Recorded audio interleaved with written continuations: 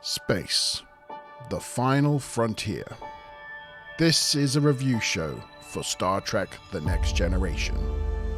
Its continuing mission to explore interesting plot points, to seek out goofs and continuity errors, to boldly go where no other TNG review show has gone before.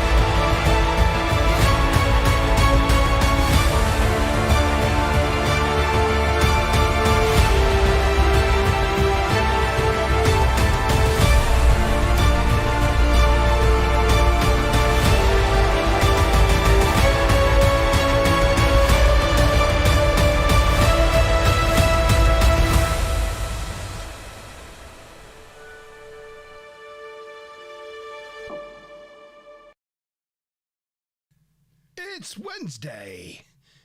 It's 8 o'clock. It's the TNG Review Show.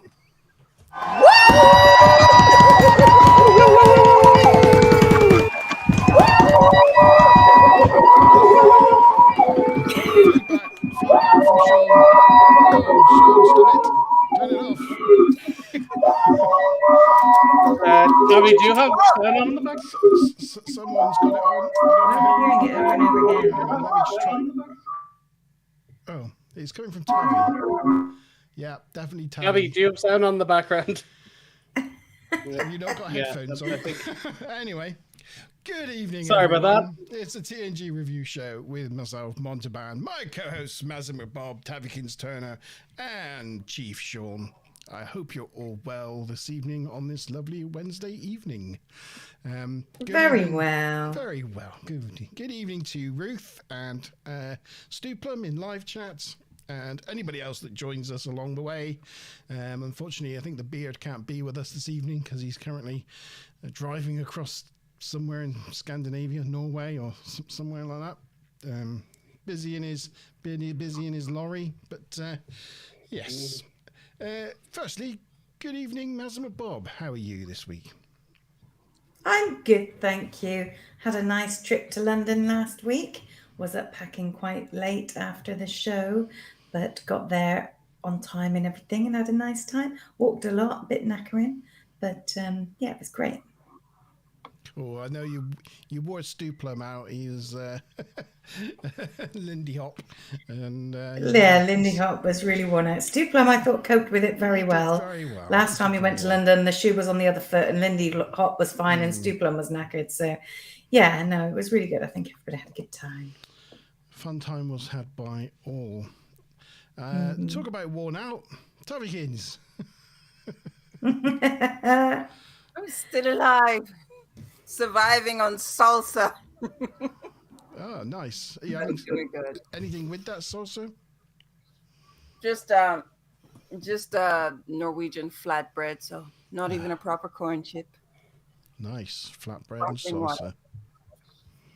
Trying to get the farm wrapped up and the kids settled in so I can fly off to Canada and hang out with Panko. Yeah, great time. And I believe, even though you're going to be in Canada next week, you're still going to be joining us at the TNG review show. Yes, I might even have some tag-alongs. Yeah, mine will be even more international than normal. And talking about international, Ireland. Are you there, Ireland? Greetings.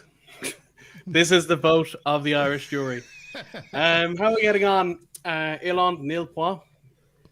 Again, for yet another year. How are we getting on? Still not qualifying from those Eurovision semis the last 5-6 years in a row. So good to start on a bad note. You see the news about Prodigy? No. Oh, okay, Yeah. they cancelled Prodigy. Yeah, and I really liked So it. Will Wheaton ranting about it on Facebook. Oh, that's a shame. It was quite good. I quite enjoyed it. Well, the way the budgets worked, 12 episodes of Prodigy was about the same price as one episode of Strange New Worlds. So even if it wasn't everyone's cup of tea, it was really cheap to make. And so for like 2 episodes of Strange New Worlds, you got 20 episodes of Prodigy, and they cancelled it. They got rid of it. They're making a second season, and they're trying to sell it to another network. But if they don't sell it, they'll just shelve it, and we'll never see it. And they've taken it off Paramount Plus, or they will be taking it off Paramount Plus by Friday at the latest, depending on what region you're in. And it won't be available. It's gone. Yeah. My God. So all the Trek being united on Paramount Plus and this big umbrella of everything together, they lasted about 6 months, and they're after taking it down now. Oh my gosh. Making themselves into the bad guy. So that's nice. Yeah, I mean, I still think it's a bit of a sad state of affairs when the only thing was really taking proper Star Trek forward are two animated series. Yeah. Because I don't really like Discovery. Forget that. But, Strange New Worlds is, well, I wasn't mad on this week's episode either, but it's still an okay show. It's better than Discovery was. But yeah, I thought Prodigy was really. I don't know what were they thinking with those first 2 episodes. I mean, I imagine that the season's going to take off or something, but my God. Yeah, it was fairly dull. Hopefully, it's only 10 episodes a season, so I'd want to be picking up fairly fast. But yeah, it's not great. And but it's okay. We're getting Star Trek Academy in the Discovery 32nd Century, so everyone's asked for that. We all want the Section 31 movie. We've been screaming out for that, but it's okay because they cancelled Discovery or Prodigy because people actually like that. Nobody wants any of those things, but I will say not everyone has watched Prodigy because they go, oh, it's a kid show or it's an animated show, and they make those excuses. But the people who have watched it have went, yeah, it's great. Like more of this. I really particularly liked the characters. I thought they were really fun and different. The fact that they were all aliens and really kind of unique. I liked it. I liked the ship. I just liked the small I like it that they had not just humans, it was just it was an actual like demographic. Yeah, Murph and Rock Talk, and Zero, characters you couldn't have in a live action show, and you have them all. They're brilliant. Just really interesting. And a non-binary character, neither male nor female. So progressive, but no, it's gone up in smoke. It's all gone.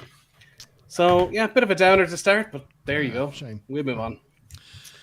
Moving on then, back to proper Star Trek, back to the Next Generation, and we're putting another episode into the vault this evening. That episode being the sort of first real episode of the 6th season, well, episode 2 after Time's Arrow Part 1, Realm of Fear. Are you scared? It's a pretty foreboding title, isn't it? Realm of Fear. Yeah, well, Barclay's hypochondriac tendencies. He's afraid of most things, so. Yeah. Brandon Browder said he was really proud of that title because he thought it sounded original series-ish. Yeah. Well, yeah.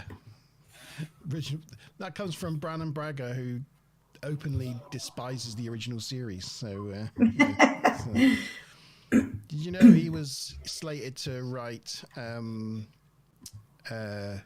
Relics, but literally didn't know who Scotty was, so handed it over to Ronald D. Moore, because Ronald D. Moore is a proper Trekkie, and Brannon was like, I just can't write this because I just don't give a monkeys about the old stuff. So that Relics one is there's two kind of annoying continuity things in it. The first one is, there's three actually I can think of.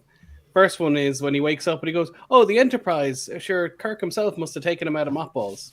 He saw Kirk die. I realized they wrote it after the fact, but nonetheless, that happens. he might be The second he goes to the holodeck and he goes, "Which Enterprise do you want?" And he goes, "There's been 4, and but obviously they introduced the NX later, and there was a third one that's gone out of my head, but there was though, is it? No, but it's They just can't predict the future, can they?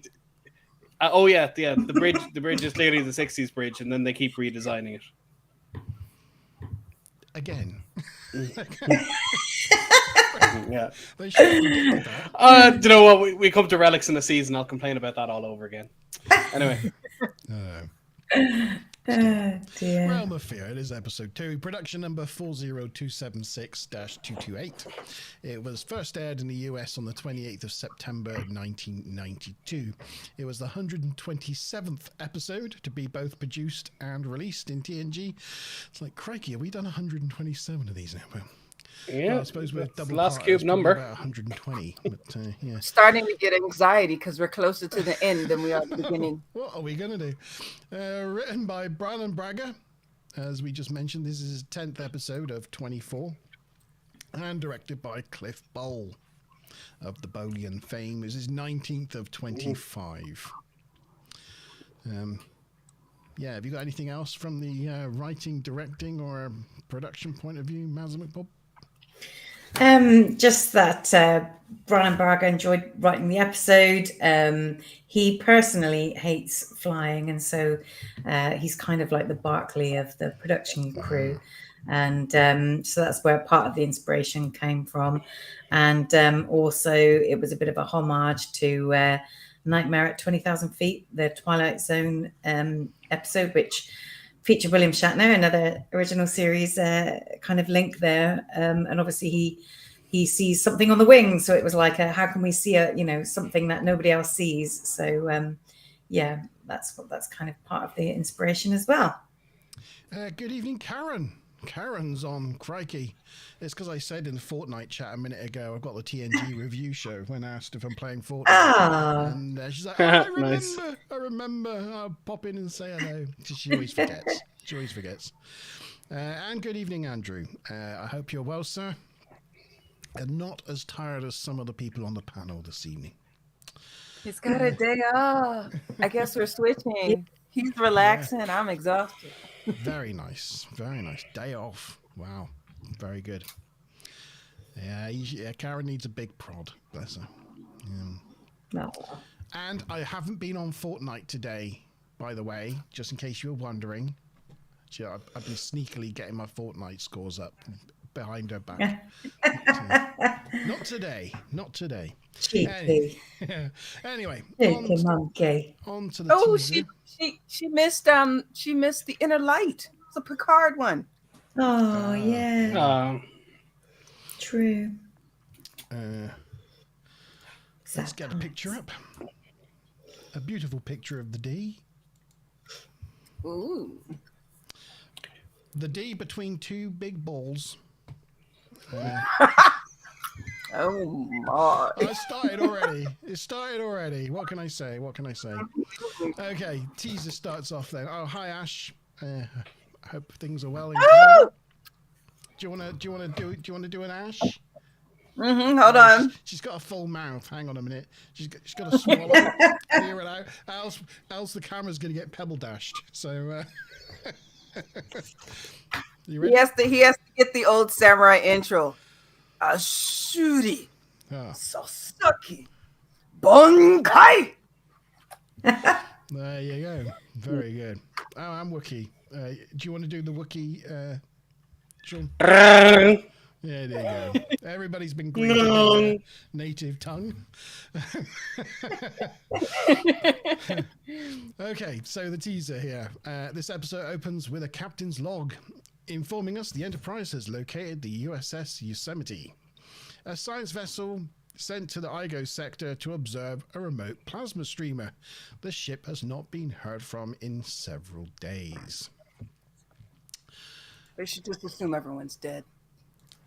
This is where I hope my picture thing's working. Oh, bum. It's gone. They're dead, Dave. It's gone to the wrong. Get over there. Let's try that again. Picture. Guess who's in this picture? Iman. There you go. I could climb up that. Here's one thing for you to think about during this episode and some of the pictures that we see. And it's not evident from this picture, but to me, Data looks more white in this episode than normal. He's a bit pastier in this one. Now, it doesn't so much look it in this shot with this, but we'll just look at some of the other shots later on and you tell me whether Data looks particularly white. But it's like they ran out of that gold, that antique gold bronzer they shimmer on him. Yeah. So yeah. He may not be getting enough sun. Maybe he needs to get out more. I mean, he ages and all that, so. Yeah. Right, so they try hailing the science ship but get no response. Data reports that the scanners cannot penetrate the plasma. Barclay comes up with the idea of bridging the transport systems of the two ships and beaming people over one at a time.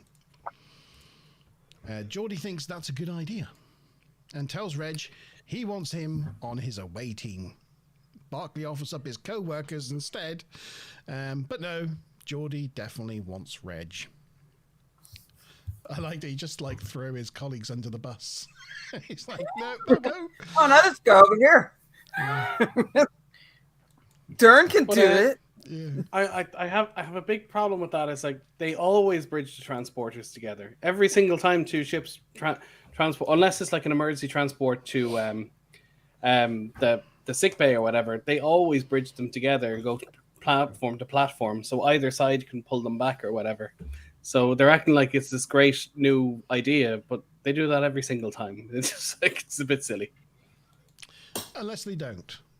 Unless they go straight to the bridge or straight to an engineering. Or they do site to site, or unless it's an emergency, it's always safer to go transporter room to transporter room. So that's what they do 99% of the time. Yeah.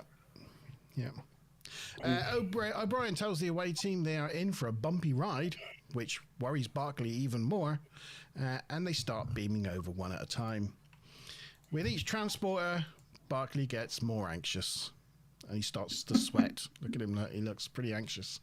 Until it's Barclay's go, but he backs out and leaves the transporter room. And O'Brien's left there looking at Geordi like, well, that's never happened before. And that's the end of the teaser. Good stuff. We'll throw some questions in. Have you all got your blood wine this evening? I've got Cabernet Sauvignon tonight. I've got a stew plum red wine special. Very nice. I've got a sparkling water. I've got some Earl Grey red wine. So yeah, first question: which transporter room does Geordi tell Barclay to meet him in? It's just 1, 2, 3, or 4. And the bonus question is: what class of ship is the Oberth class? Delete the answer. Yeah, before everyone read it. Okay. Let's see who didn't hear that. What class of ship is the Yosemite? Well, it could be anything. Could be anything. Could be a Galaxy. I'm Could just be a wild guess. Crossfield. Could be a Defiant. Answer,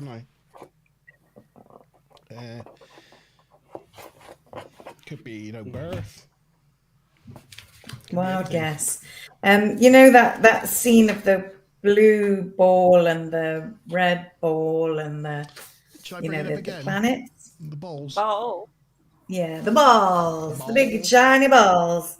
So that the red giant, dwarf, and Ego sector seen in this episode was originally from Evolution and later reused as a similar stellar phenomenon in the Topin system in Preemptive Strike in 1994.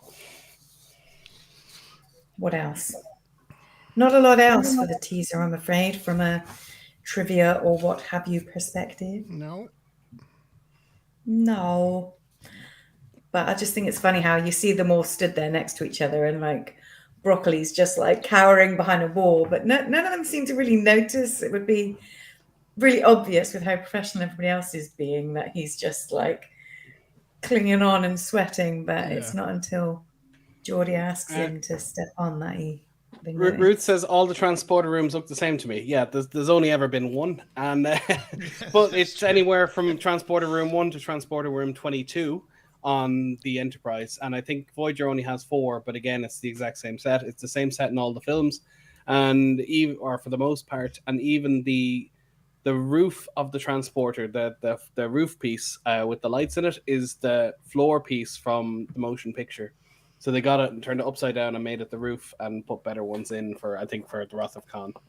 But it's got a hell of a lot of reuse. So the glass lights are actually the floor lights from the original series in the 60s. Oh yeah. Sorry, is the whole lot? Yeah, sorry, the floor piece, the whole floor piece from the original series.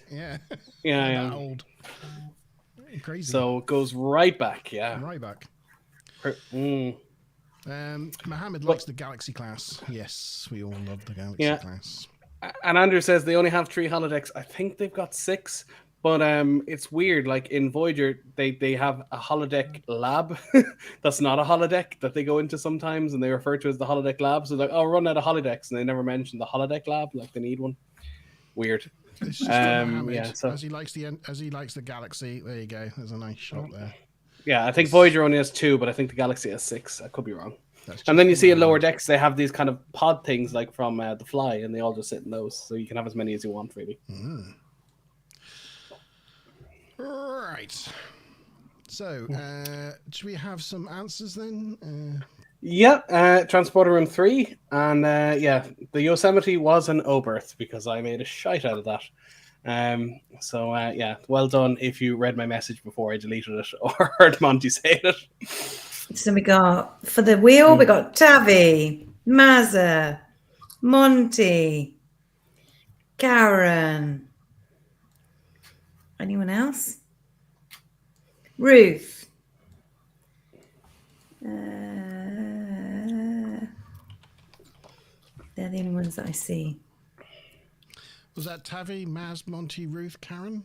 Wasn't it? Tavi, Maz, Monty, Karen, Ruth, yeah. I didn't see one from Stuplum. Okay. Shall I spin that wheel then? Yeah. I'm going to spin that wheel. You spin my wheel right round, right round. You do. Ruth. 10 bonus points for the Ruthie. Baby Ruth. Getting those early points in there. Right, Act 1.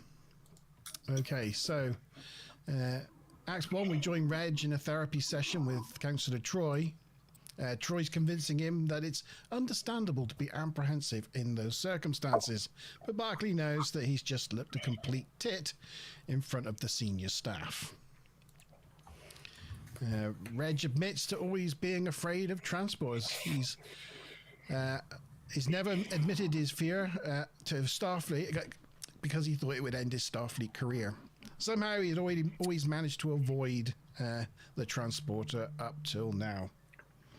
It's strange he managed to hide being called crazy, given his nickname was Howling Mad Murdoch. Yeah. There's nothing in Bingo for an A-Team reference. Oh no, I'm gonna have to add that.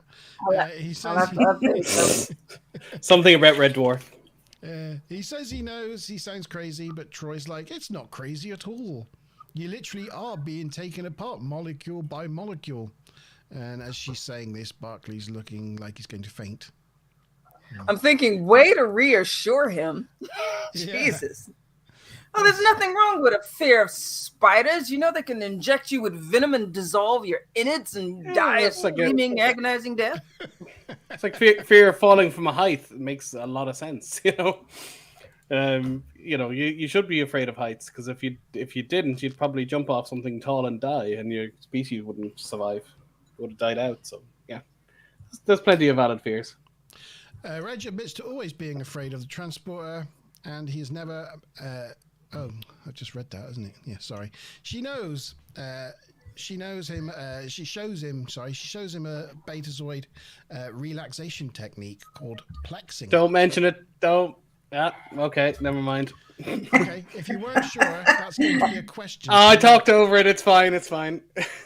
It involves you tapping the side of your neck. La la la la la la. Cool, I'm cured. Thanks very much. And walks out towards the transporter room. If you hadn't said anything, nobody would have noticed. True enough. You gotta just let these things ride. You just gotta let them ride. All right. Especially for those people that haven't seen the episode recently, it gives them a chance. True. It's plexing, by the way. Plexing, remember that. on the Yosemite. Oh, that's so mean. On the Yosemite, there's no sign of survivors. Yet the escape pods are all in place. Weird. I wonder where everyone's gone. There was an explosion that originated on the transport pad, though the transport is still functional.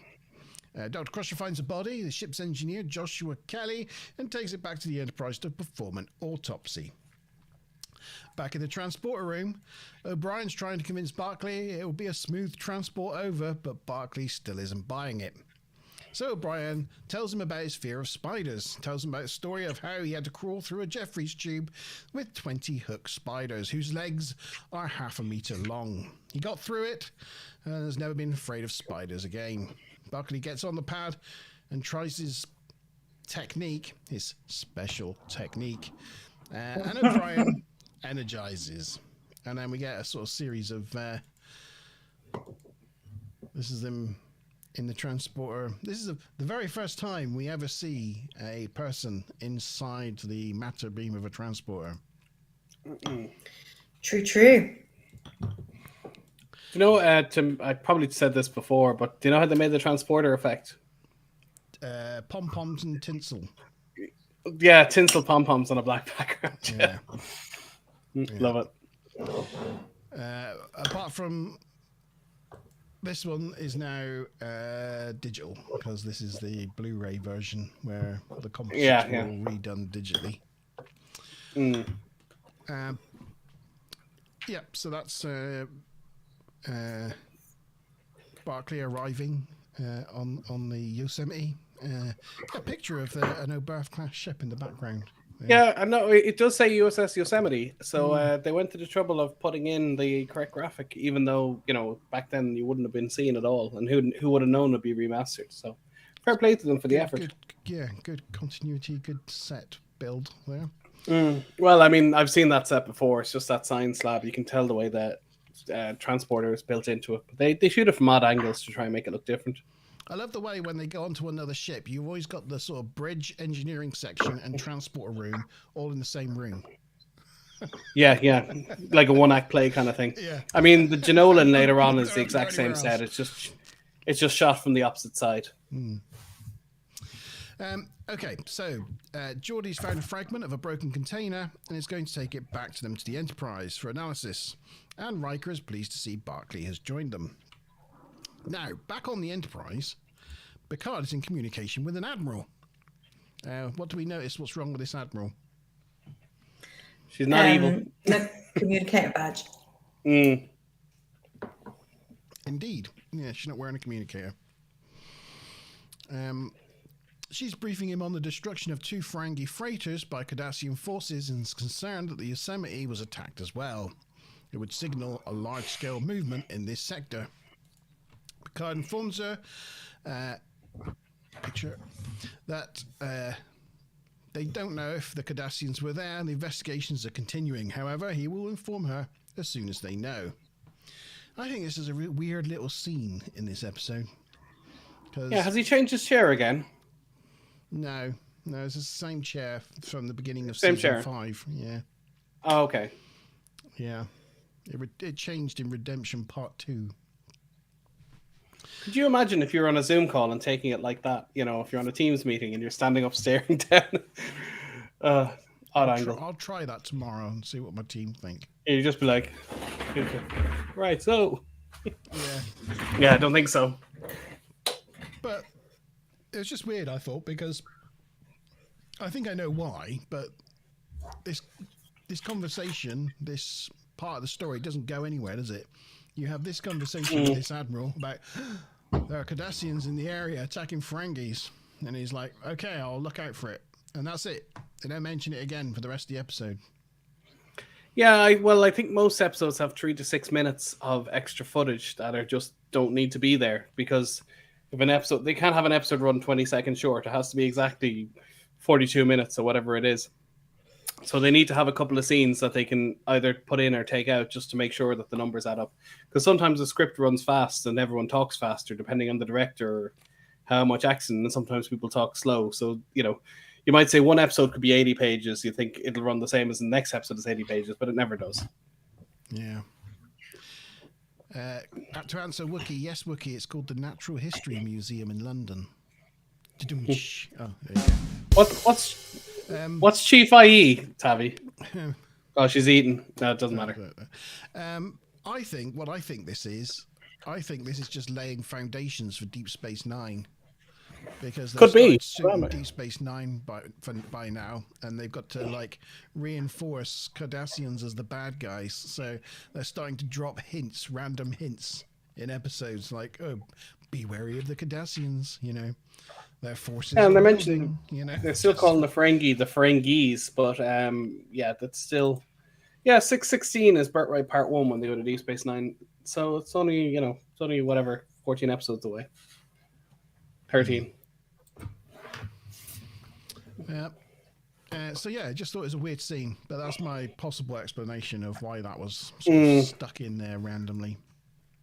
Apparently they did the same thing with the Borg. They used to have scenes kind of talking about them coming in, but they never went anywhere.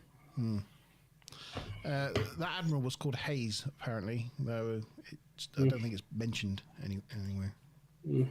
No, I don't have that one for a question. That's good. Good Irish name. There's an Irish reference for you. Yeah. So the away team returned to the Enterprise successfully, and they successfully transport, except Reg, who was the last to go. But when he does transport, there's something weird squirming around in the transporter beam, and it grabs his arm. I don't know if you can just make it out there. There's a kind of turd-shaped worm thing sort of floating about in the transporter beam. Kind of weird. We got a floater. We got a floater in the matter stream. Barclay materializes on the Enterprise, and O'Brien's like, see, that wasn't so bad, but Barclay looks completely traumatized. And there's a picture of Barclay. Tavi asked me, does me talking about the display count as L cars? I would say it does, yes. And I did mention chairs and camera angles. And monitors and admirals and comm badges. For sure, that's an L card screen. I mean, right, that was the end of Act 1, Sean. That'll do us. Yeah, and there you see the roof of the old, or the floor of the old transporter as the roof. Even the old lenses, the kind of style of them, you can tell by looking at them. So Deanna's method of relaxation is called what? Is it A, plexing, B, sexting, C, flexing, D, thinking about Data's gorilla arms? And there may be more than one right answer. And where did the worm bite Barclay as he rematerialized? Whereabouts? Steve just said, I've seen similar things to that worm in your back garden. I think he means because of Chewie's poos in my grass. Oh, that's gross. Yeah, that's gross. It's all well and good if you don't pick them up until you go to cut the grass, and then it just hits it and you hit the and you get a real whiff of it as it vaporizes. Yeah, I've got to be very careful it's easier every time I go out there. Yeah. I just it was always easier to cut the grass and deal with it. It's like I'll just vaporize it. It'll be fine. It'll be fine. I have so many things of stuff from this, so it's gonna take me a little while, but I'll try and rattle through them. Not that we're on a major time crush this week. So Troy obviously makes allusions to the fact that it's quite normal for people to maybe not like transporting. And obviously we know somebody quite infamously who didn't like transporting, McCoy. who complained about their atoms Ensign being Rowe. scattered all over the universe. McCoy. Yeah, our namesake, Dr. McCoy. Yes. So this episode marks the beginning of the controversy regarding O'Brien's rank. So I don't know if this is any question at any point. No.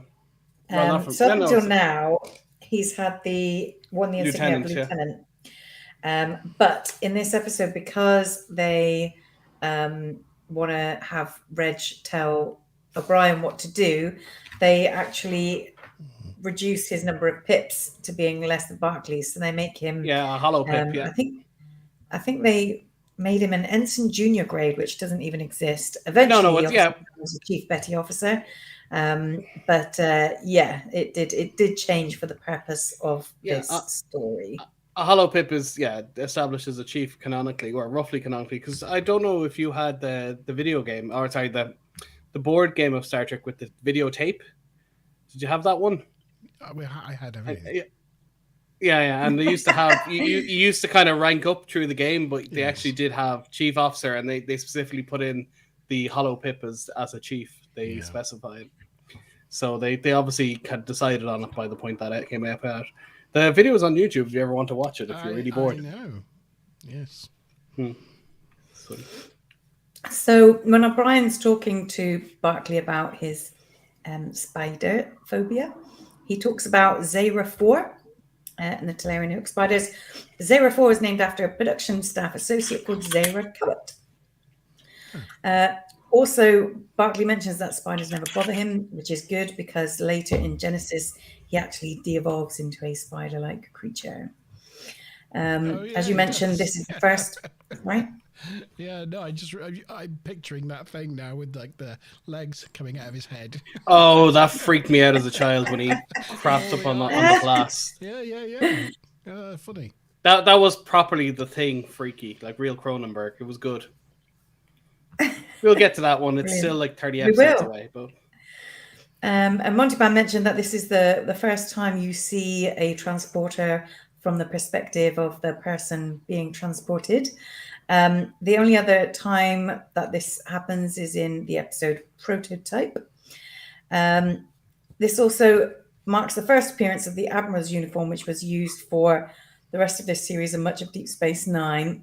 And as you mentioned, there was a comm badge missing. When Barclay's about to return from Yosemite, so just before this scene here, and it was actually okay when he was in the transporter and when he got off, but just before he got in, his pips were the wrong way around. It was sort of the gold was the higher one and black was closer to the middle. And then it sort of just suddenly switches once he's in the transporter stream. And with regard to the sluggy-like creatures in the matter stream, they were designed by Dan Curry, built by Karu Howe, and they had Dan Curry actually in a like green morph suit, with it on his arm, sort of puppeteering the thing. It looks really obviously like somebody's hand, to be fair. That's how they did it. No kidding. Sorry, you're not going to have this on your quiz there, Manza, but you're familiar with, I don't know, Monty, if you ever made it to Vegas for Star Trek The Experience. No. Probably, no, I didn't think so. And but there was a thing where you got on a transporter pad and then all the lights went out, and then when you got out, you were on the bridge of the Enterprise, right? And there was a thing they did. And in order to make that work, they basically took the whole transporter room and just shot it up to the sky. They pulled it away from you. And the engineers spent weeks and weeks and weeks. Every time they did it, they got this whoosh of air. And they were like, it's giving away the trick. Like everything was pitch black. But it's giving away how the trick is done. If everything, if they feel this whoosh of air, they know what's going. And they spent weeks and weeks and they just couldn't solve it. They had to give up to it. And then they put the first few test people through it. And they actually thought that the whoosh of air felt like they were getting transported and actually enhanced the experience. So they spent so much trying to fix a problem, but it's not a bug, it's a feature kind of thing. Yeah. It actually ended up making the whole thing better. Very just cool. The way it goes. Yeah, just a nice little pointless anecdote. Wookie questions you. He thinks you might be stringing us a pack of lies. Mazza? Mazza, yeah, Me? very How possibly. do we know these things are true? Oh, Yes. Well, yeah, Memory Alpha, etc. There's a couple of good sources. Thankfully, doing that her we live in a research, world where she this, says. She's doing her research. like, we I live in a world. should throw a few doozies in there, and maybe Yeah, see who put can a spot few the Porky zingers of the in. week. Yeah. See if I was Sean on- spots them. I was on- I probably won't. I'll just let it go. It'll go right over my head. I was on Twitter one day, and someone asked a question about a statue on a shelf in Archer's quarters, and I went, hey, at Mike Okuda, is because they said, is this Sephron Cochrane? And I just like at Mike Okuda, I went, yeah, I was like, is this right? And then he goes, oh yeah, absolutely. Doug Drexler designed that. Like, we live in an age where I can just ask Mike Okuda a question and he answers me. Like, the future is now. It's weird. And every time it happens, I'm like, did Mike Okuda just answer? What? Okay, That's got to be a bingo good. card or two in that. Yeah. I've dropped a lot. Twitter is one. Ones. Okay. So have we got answers to the questions, Sean? Yeah. I was gonna say we move do. on. So it was sexting. Sexting is what you do. No, it was plexing. And the worm bit his left arm on the elbow roughly, but left arm, left elbow, left forearm, anywhere left, it's fine. Oh, did you have to say left? I just said on the arm. I don't know. I'll drop it to the judge. Monty, what do you think? Yeah. The arm, fine. Yeah. More the merrier. Right. So who we got on the wheel of fortune? Quite a few people. Got myself, Tavi, Monty Ban, Andrew, Ruth, Stu Plum. I think that's it. Okay. And also Mohammed's joined in the quiz as well. So we've got 1, 2, 3, 4, 5, 6, 7 people playing the quiz, and everybody got the first question right. So that's good. Currently, Ruth is in the lead, having got the 10 bonus points from the last round. Cool. I'm spinning the wheel. Lovely. Just a quick while you're doing that, just want to say there's 12 people watching and 8 likes. So if you haven't hit the button, please do. Who do we have? Tavi! Yeah. Well done, Terry. Tavi and Ruth are now level pegging. Ooh. Ruth! Sorry, Tavi's muted. I have to do it on her behalf. Baby Ruth. Farting Ewoks. What? Okay, Act 2. I think it's probably the shortest act of the episode. So I think here we that's go. a QI reference, farting Ewoks. But anyway, go on. Sorry, go ahead. Well, funny enough, guess what I've got here? I've got my book of Farting general Ewok? ignorance. Surely not. There was an episode with Brian Farting Cox of Ewoks. D-Ream fame, and what's do you know your man Ross Noble asked him what planet would you find Ewoks, and he goes, oh well, there's a planet where there's lakes of methane, and he's like, you tell me there's a planet or there's a moon with lakes of methane. He's telling me there's a moon where you can throw Ewoks into lakes of fart, and anyway, goes on off on a bit of a tangent. Quite random. Speaking of tangent,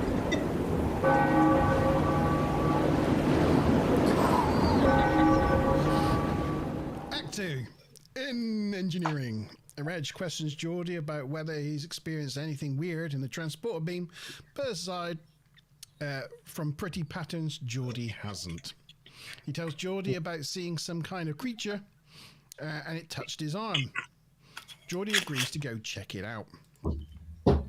No fear of that. Nobody touched Geordie. No, nobody touches Geordie. So we see O'Brien taking the transporter pad apart. This is the first time we've seen like one of the transporter pads like raised up and being disassembled. Love it. So that's a pretty cool prop. We don't see it slide in, so I don't think it physically slides in. I think it's they just just a placed bit it of on top of the actual pad. Yeah, just to make it look like I it's think it's a pulled bit of stage magic to make it look like Yeah. it does. Yeah, Yeah, but it's still well done. it's cool looking though. Yeah. They get O'Brien to run a full diagnostic and everything checks out. Barclay thinks maybe it's the fact he knows so much about transport systems that makes him so uneasy about it. Barclay has been reading up about transporter psychosis, but O'Brien points out that there hasn't been an instance of that in over 50 years. Both Geordie and O'Brien try to demonstrate that It really is the safest way to travel. Okay, just before you move off that shot, I think I read in the notes, and Mazza can correct me if I'm wrong, that you can see a blue LED, and it's like the first time you can see one because it was new technology at the time. Ooh. Not quite in that shot. You can see a green one because you needed a green, red, and yellow or whatever it was in order to make all the colors to get our modern TVs or modern laptop monitors. So we weren't quite there in the 90s, but they were getting there. They were getting close. So, in sickbay, Dr. Crusher and Nurse Ogawa examine Kelly's body and determine the cause of death, but they find residual ionization and it causes muscle activity. The heart starts beating, so Crusher quickly tries a cardio stimulator, but it disappears quite quickly. Then they find neural activity, and they try the cerebral cortex. So they try to harness that, but that's gone. And then he breathes, but that's gone as well. The doctor after this is well and truly confused. This is the first time we see the contraption ring around sickbay actually do something. Yeah, it has this kind of tractor beam thing that seems completely unnecessary, but there you go. Yeah. But I always remember that ceiling from the episode of Voyager where Neelix gets paralyzed and he goes, "Your ceiling is hideous," and he complains to the doctor about it because the exact set piece he's looking at is that very roof. So, but looking at it, I think it's actually quite interesting, and I think there's worse things to be looking at. It's got bits to it. Yeah, it's an asymmetric design.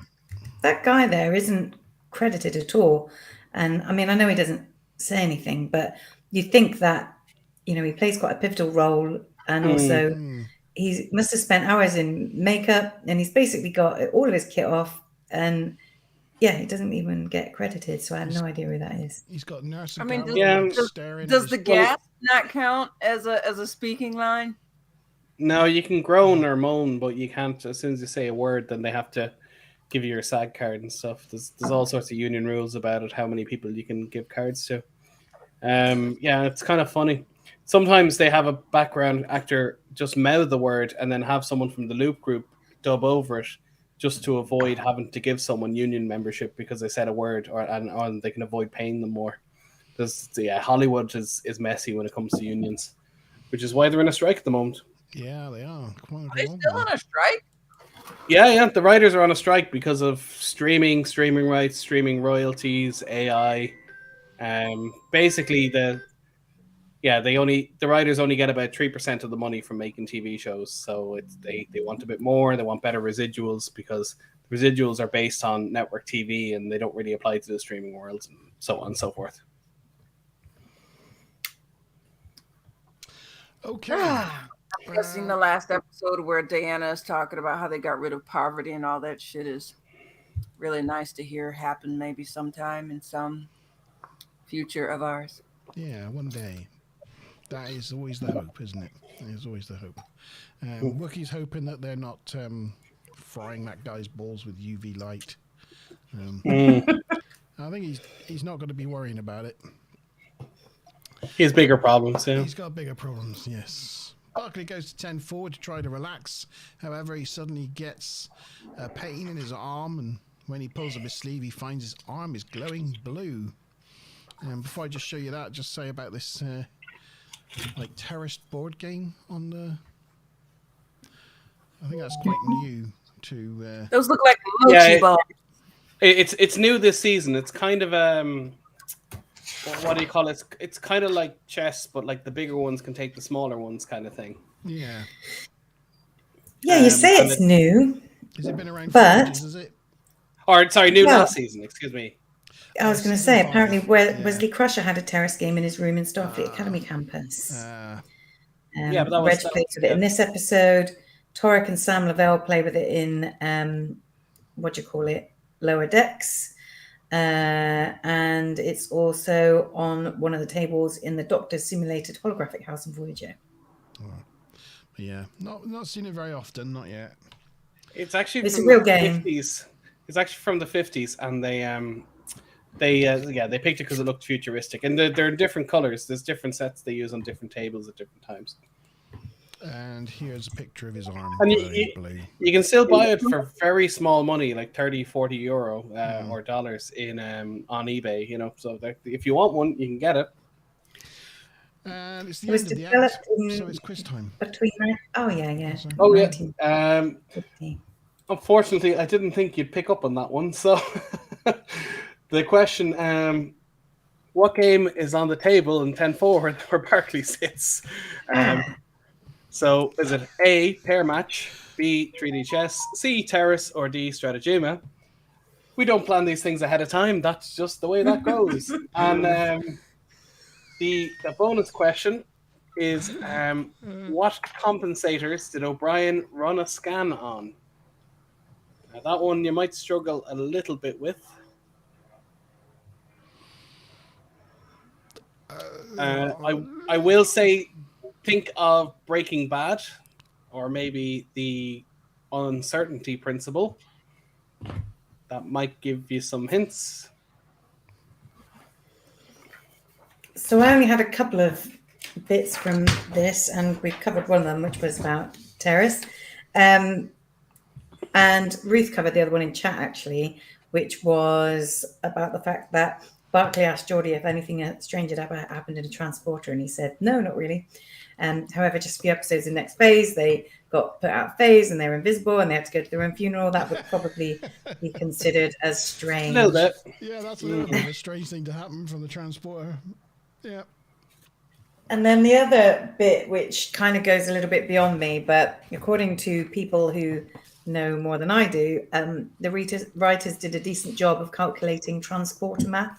So Barclay mentions billions of kiloquads, which, you know, in current terminology, most people think that it's a quadrillion bytes or 1 petabyte or 10 to the power of 15 bytes. And when you work all that out and the number of molecules or atoms, it gives you something like 1,661 molecules of substance transported or something, I don't know, per gig, or I don't know. Anyway, it's according to those math brains, they think it works out quite well with, you know, molecules and data. Mazo, I could have just said more numbers. It was like to the power of 27 and to the power of 18 and all that. Mazo, how many petabytes did you say? 47. 1 petabyte or 10 to the power of 15 bytes. Yeah, no, but how therefore 1 quintillion bytes. An exabyte or 10 to the power of 18 bytes. Oh, no, sorry. I was going to say, because the internet is roughly 1,200 petabytes. So I guess to transport one person would be more than, 1,000 times the internet. And it would take more power than the sun produced in a year. Yeah, it's the idea of splitting and putting back together atoms, it uses a ridiculous amount of energy. Wow.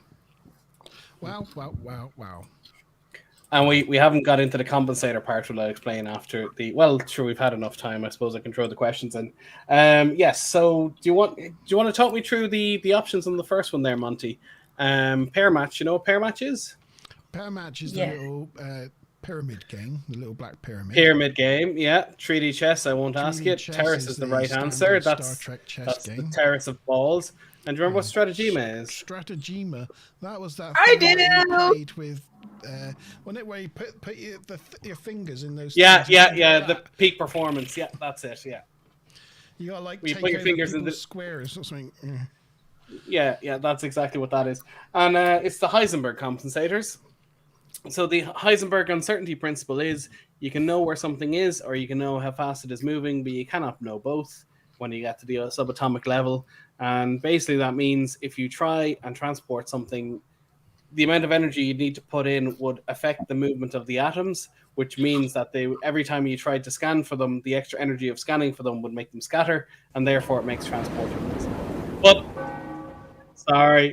But the important part about that is, to counter that, they just said, it's okay, we have Heisenberg compensators. And anytime the producers the physicist asked one of the people who made the show, how do the Heisenberg compensators work? He goes, very well, thank you. They never answered the question. Yeah. So. So who got that right then? There was definitely a few answers on the board there. Certainly not me. Yeah, for Heisenberg, we have Mazza McBob, Tavikins, Andrew, Ruth. Ash said Bergenheisen. That's almost close. It's just the other way around. I don't know if that was a joke, but I say Ash as well. And Stuplum. And Stuplum. Just me then, basically. Right. You were honest and you didn't copy. Did you not get that one? Oh. I'd have thought, what with your, you like the Big Bang Theory and everything. Andrew! Yay! You. Well done, Andrew. Points, Andrew. He's going to be happy about that. Okay, Act 3. Barclay goes to his quarters and accesses Starfleet medical database to learn about transporter psychosis. This is as helpful as Smiler Rainbow using Google to look into her latest aches and pains. It's never a good idea. It's never a good idea. It's always arse cancer, isn't it? Yeah. This is a sucking a lemon face, yeah. Yeah. He learns it can cause a loss of limb control, multi-infarct dementia, and hallucinations. He goes deep into the symptoms of hallucinations, including hysteria, sleeplessness, diminished eyesight, pain in the extremities, and sleep loss. Barclay thinks he has all of these, and the computer tells him there is no known treatment. I was just going to say, how prescient is him is Googling his own symptoms, scanning himself with his own tricorder, the doctor taking it off him, telling him to go. This is very much the world we live in now. Star Trek got this one right. Yeah. He's in the 10 forward washroom. Yeah, maybe. Mm. In the observation lounge, Beverly is presenting her findings on the dead dude that she's got in sickbay, and she reports he had residual ionization in all of his systems. It looks like he was exposed to high-energy plasma. In this shot, do you think Picard could just stand closer to her while she's talking? There's the whole space. He's trying to entire observation. He's like, he wants to stick his tongue in her ear at this. I think he's blowing in her ear, trying to get a fire going. Yeah. I mean, you can see her shoulder is pressed right into his chest. It's like, you can't. Do you want to have my kid and then pretend it doesn't exist? You can't help but He's think like, they would just. how do you like that peck, baby? It's like, I'll take him away to be safe from you, and then bring him on all these dangerous adventures. Makes perfect sense. You can't help but think they were just messing around just before this scene, this cut took place, and he's just like staring her down, trying to see if she's gonna corpse it or something, Yeah, it's not the best of her wigs, or maybe it's just the angle, but it's fairly unconvincing. Yeah. You think so? I'm so used to seeing her hair that I just presume that that's her hair. No, that is her natural hair color, but you never see her real hair. Basically, it just doesn't happen. I know, it's just you do now, actually. You do in Picard, but when they were making episodic television, it was easier to use wigs because it was easier for continuity. It's okay with men, but the lads would have to get haircuts every single week. She stopped just using to make sure it in this season, Sean. Did she? In season 6. Oh, maybe that's why it looks different. Yeah. Fair enough. I stand corrected. She had ultra long hair before, which is why she generally wore the wig, because her hair was too long. But she ended up having it cut. She changed her style to the same as Beverly's, so and you didn't really nobody really noticed. I stand corrected. Okay. Like a man in orthopedic shoes. Yeah, nice. Aha! Sorry, we do nothing for Alan Partridge references. No. Uh-oh. Data's now Data's looking all up in his ear. Do you think he's looking pasty, though? I don't know. Yes, and he looks thin in this one. Yeah. Yeah. Look at his jawline in his neck. He just looks slim. His undershirt has a front zipper on it. You can see it through the thing. It's odd. You don't normally see that. Normally it's just like it's in one piece. I don't know. What happened there. I don't know. It just doesn't. Data doesn't look quite as like together as he normally is. I don't know. Mhm. They Maybe were he was cheap sick on or that. something, lost a lot of weight. He was pale and he was thinner. I don't know if And you they noticed under they the kept makeup changing his whether he was makeup actually pale. throughout the series. So depending on who this makeup artist was, dependent on how he looked for the episodes. And in this one, he might be pale because they didn't add the gold shimmer that they always put on all of his face. There was a last level. It was a different person, or maybe they changed the light bulbs in the room, so he looked right under the lights in the makeup room. But then when they put him under the studio lights, he wasn't consistent with the photo or something like that. I'm sure there's a reason, but yeah, it's not quite right. Maybe Not gold it's enough. never explicitly mentioned, but he's just having a hard time dealing and adjusting to his new 500-year-old head. Well, also his also his hair is. I love you, Maz. Very good. His hair is a little bit more human. It's not as kind of greased as it normally is, and it's a bit more lighter in color. So yeah, I guess they just, I don't know, new makeup artists. Who knows? Their hairs are not as bouffanty in this season as they were in season. Yeah, but it's also lighter in color, and it's not as greased. You know, they're different product, and I love that. Doesn't have It's that the Dapper Dan. 500-year-old head. I like that. The 500-year-old head. I'm gonna accept Maz's explanation. That makes way more good. sense, and it was far too enjoyable. yeah. Also, Montyban, in the StreamYard chat, Tavikins has posted the bingo link. If you can put it into chat in case Ash or Mohammed want to play along with the bingo. Oh. You just gotta get the bingo cards, and even if you aren't able to actively watch all of it, I will keep an eye on the bingo winners because you get the +5 at the end. It might shake it up because all of us watch these episodes hardcore now, so it's usually kind of hard for the trivia to trip us all up, but bingo can. Yeah, well, I think the element of the wheel kind of kicks it up a notch as well. To be fair.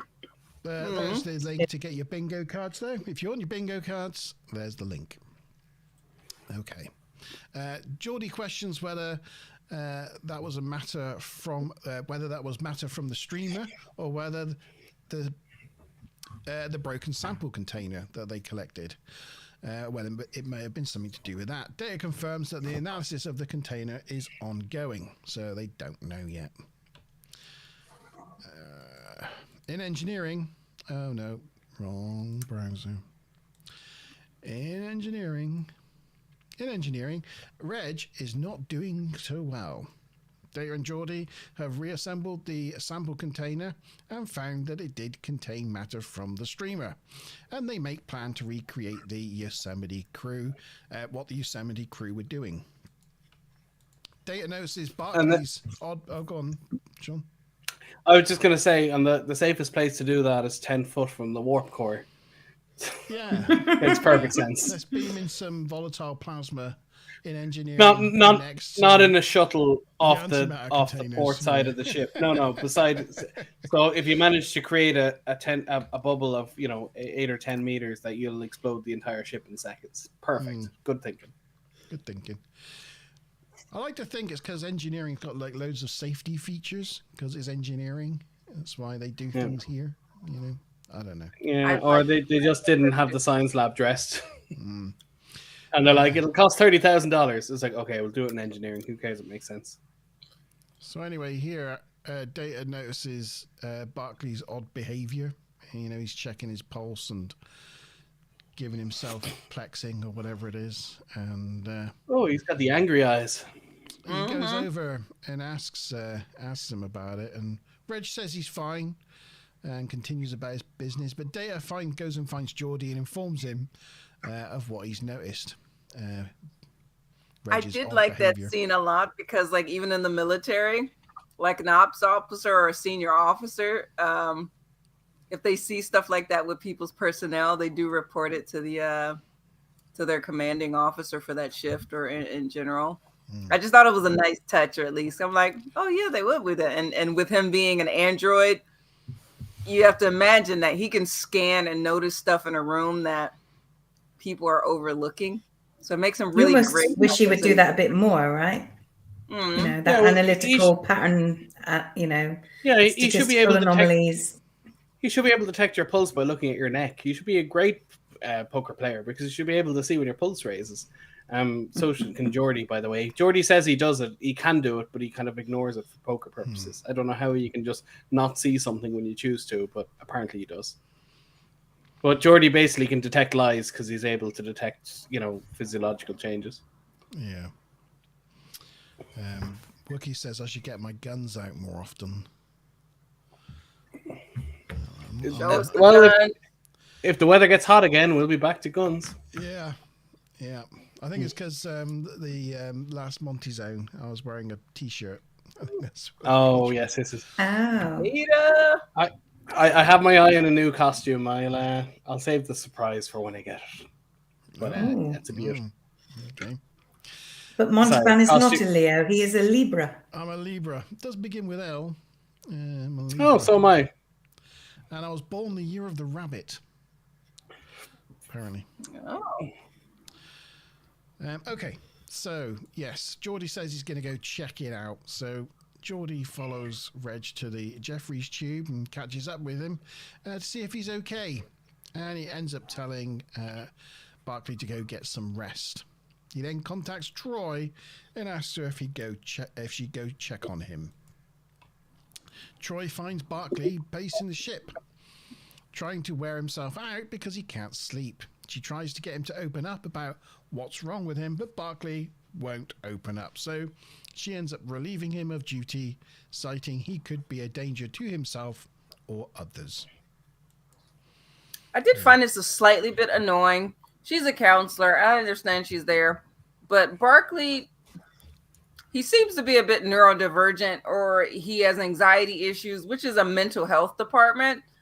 And I feel like they've mentioned that they've already got a handle on mental health and these sorts of things. And I'm like, the guy's pacing the halls. He's having, at the very least, an anxiety attack.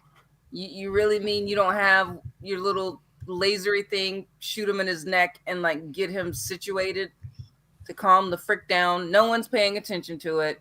No one's like reining it in before it gets out of hand, because technically he can't operate. He can't be on duty because of it. You don't just tell him to go to your room and have a nap. Usually they send you to sick bay, or at least, for us, they would send us to the doctor directly, because you weren't just sent to off for the day like you're on a job. But they said, Starfleet isn't the military, even though it kind of is. But I don't know. I didn't like how long he was fiddling around the ship, and so many senior officers were aware of his disposition. And he just goes on wandering about the ship, She relieves him of duty, and he just carries on pacing. So that's that. Later in his quarters, Reg is listening to a stress reduction program with waves and seagulls, but rather comically requests for too many seagulls, and it just sounds hideous. Like it's like Alfred Hitchcock's The Birds or something, It's like, Jesus. Is anxiety creating? I don't know about reducing. But, I think even now, I don't think if you go to YouTube and you put on peaceful beach sounds or something, I don't think anyone puts in seagulls. I'm fairly sure that's off the charts, which is fine until the YouTube ad comes on and it's like 4:00 in the morning and jumps you out of bed. Great fun. They're basically like flying velociraptors that are after your chips.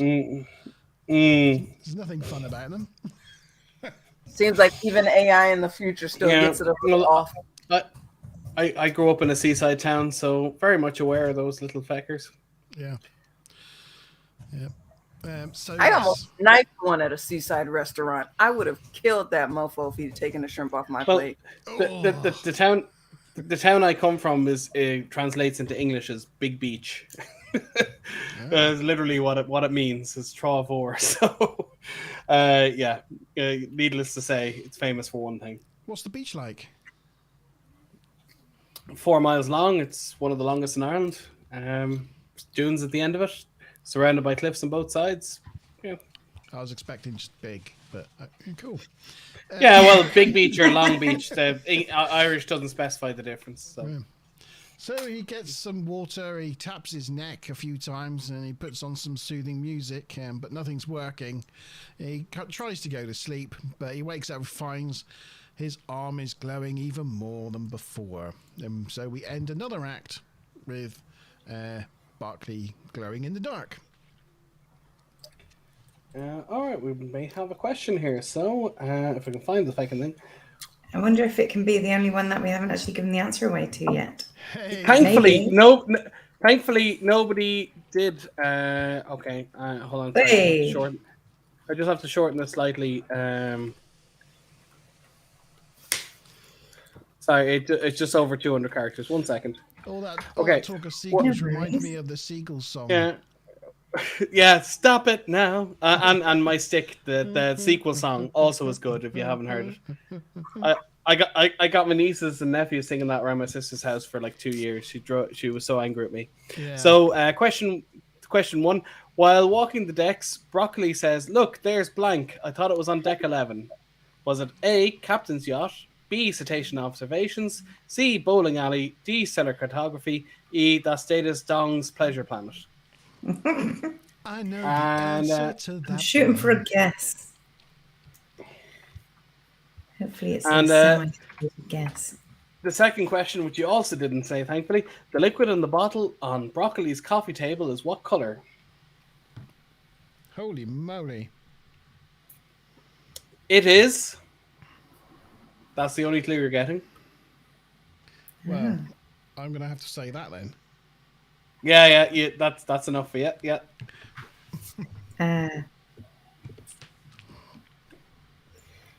That was a good clue. Anyway, Yeah. Some trivias and bits. What we got? Act 3. So you saw Broccoli getting water from his replicator, and there was a quick insert shot because there's a shadow of somebody on the left-hand side in the panel of the replicator wearing a red uniform, which apparently was actually Riker, and it's an insert shot taken from Vengeance Factor. Wow. What else? We covered the fact that the red giant and white dwarf picture had been used before. There was the first showing of a multi-levels Jeffries tube, which is directly attached to engineering, making its first appearance. It has been discussed in previous stories, but we haven't actually seen inside it before. There it is. And there it is. Yeah, the Jeffries tubes were like when they were building the International Space Station and stuff, they actually went, "Oh, that's a great idea," and they actually implemented some of those. And similarly, submarine designs and real life ships have actually taken some inspiration from the layout of Starfleet ships, and they go, "Oh yeah, that makes sense. Captain in the center can see all the platforms." Do they call them Jeffries tubes though? Yeah, it's a case of art imitating life or life imitating art, whatever you want to call it. But some of the engineers who grew up watching these shows went, "That's a good idea." And you do get kind of Jeffries tubes in certain types of. I think in the space station, there's something similar, some sort of crawl space. Cool. Was that it, Mazma? That was it, I'm afraid. Marvellous. Not too much from that act. Marvellous. Okay, then we'll have the answers to the questions. And I've got a feeling, looking at chat, it's going to be D and green. You would be mostly right.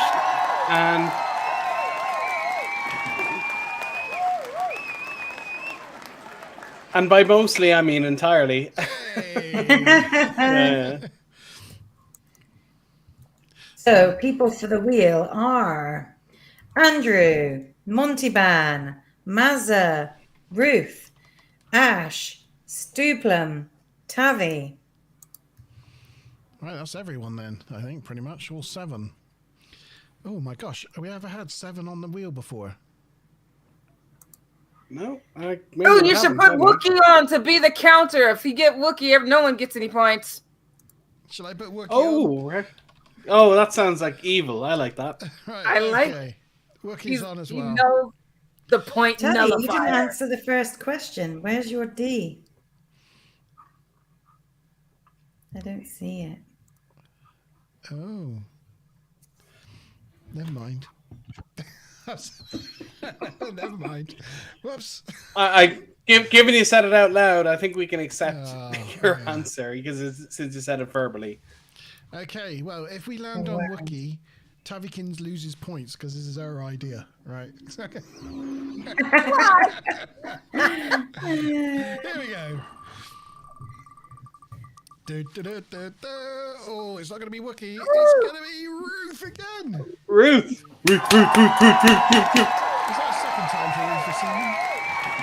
Bajoran clap. Wheel of fortune is my wheel of fortune. It's a blind. Right.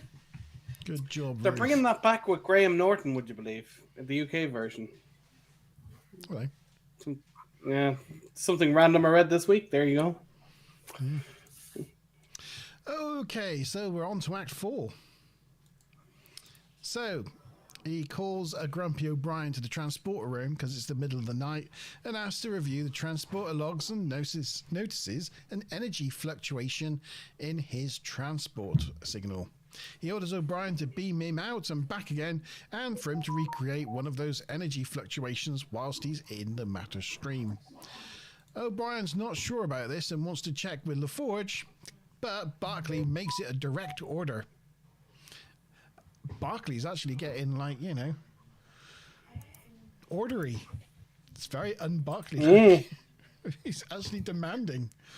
Which, Well, it's another sort of small error with the, you know, the fact that Troy's put him out of commission or what have you. And it's like, has she communicated that to anybody? No. Because nobody else in the crew seems to know. No. Yeah. It's an oversight. She's made this action, but she's forgot to log it.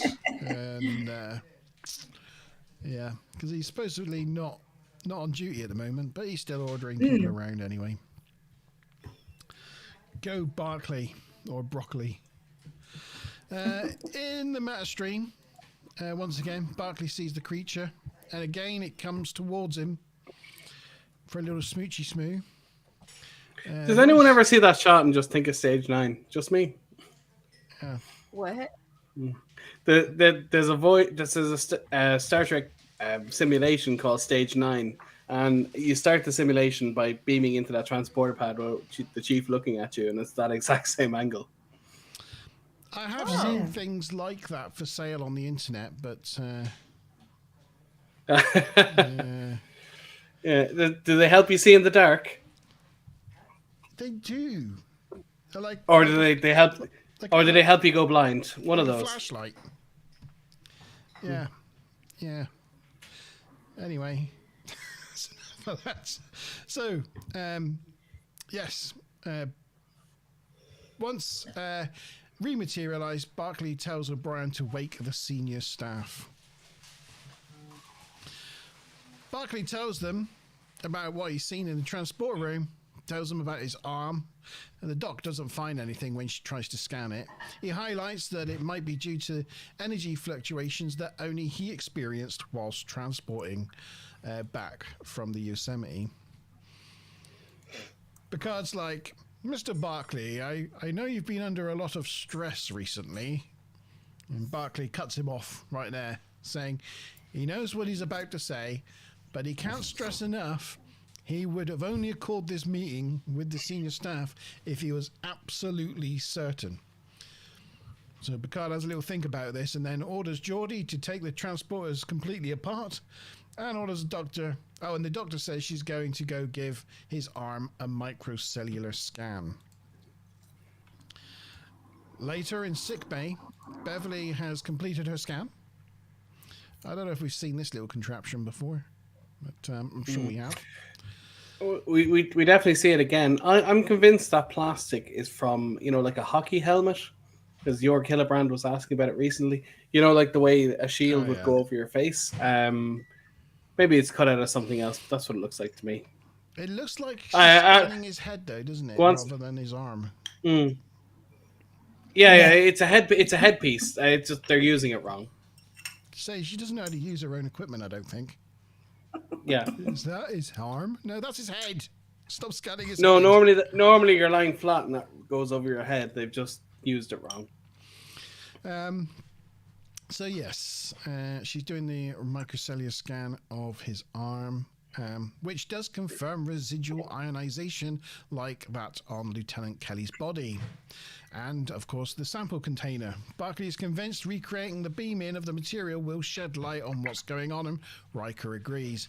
Beverly gives him a monitoring device so she can monitor any increase in his ionization levels. In engineering, they've set up a force field around the container, and they're ready to transport the plasma from the streamer into the container, thus recreating whatever they were doing on the Yosemite.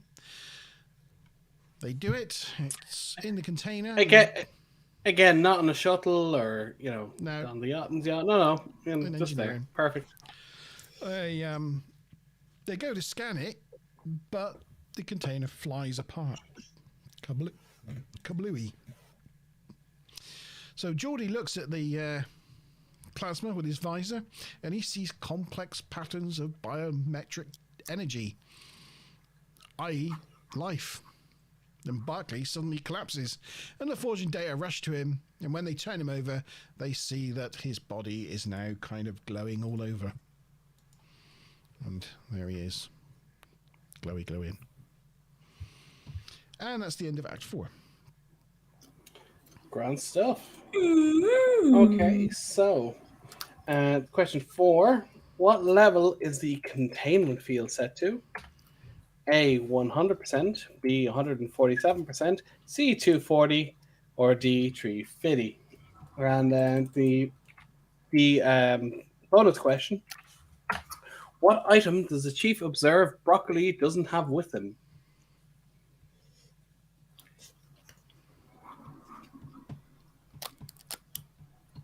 It's the wrong act, but I'll take it. Did I? Oh, am I after skipping a question? Oh, buggerino. Okay, sorry. Oh, well. We'll have that question. We're stuck with it now. We'll just roll on. It's what it is. Yeah, I just realized what I did. Yeah. For Wookiee, I am eating a very Norwegian, munching on a very Norwegian item. It's called flatbread. Basically, they took what was left in the bottom of their grain silos and pressed it together to have something to munch on. It tastes exactly like it sounds, but it's very satisfying. I've ordered some seaweed sheets because you always make them look so yummy. I've never just sat and eaten seaweed before, but we'll see. You don't have. I know you have some Celtic influence over there. You've ever heard of dillisk? What? Dillisk. It's just dried seaweed. It's just kind of salty, and you just chew it. It's actually even hard to get here in Ireland, but it's pretty immense. Ooh. Never heard. If I knew somewhere it sold it, yeah, it's nice though. Mm-hmm. Yeah, it should be more popular. Actually, I don't even remember the last time I had it because no one around here has it, but it's good. I have to go to an Asian store see if I can get some full size ones because the sushi ones are actually like pressed and all that. All they do is they just dry it out and then you just break it off and just eat it like it's crisps. Was there anything from Act 4 to mention, Masmaba? I don't have very much.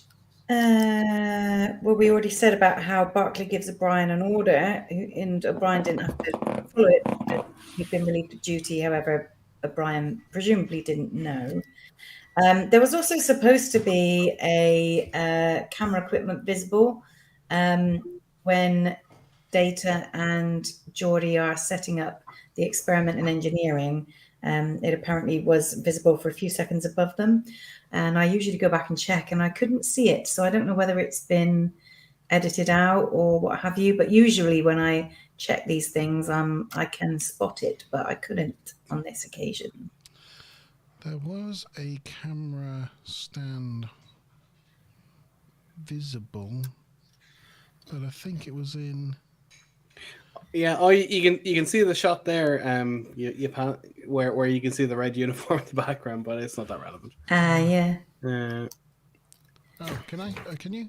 Where is it? You stop there. Up a bit. Was it up a bit more? Oh yeah, the water, the vengeance Yeah. factor there. Yeah. Did you see the water? See on the right? They show a shot of it, but you can see the left one is from the first episode, but the second shot they don't include the hand pulling forward, but you can just see the red arm in the background, and he's in his jammies and he doesn't wear red for a first point. Oh, I see. Oh yeah. So that's the blooper.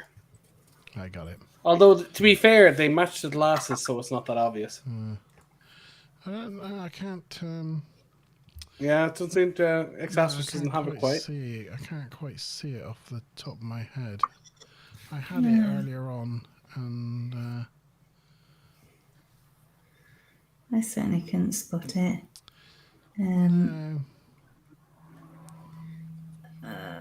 Wookiee's asking for carpet facts. Carpet facts. I don't think they've changed the carpet on the bridge this season. No. Well, I know that is. the. I can tell you. you. You can just see Liz the bottom of the tripod here in the doorway of his quarters. It's like just on the edge. You can just. I can tell you. You can see the bottom of a tripod. Sorry, Oh yeah. Oh, okay. I found it. Yeah. I can tell you, Liz Klakovsky, who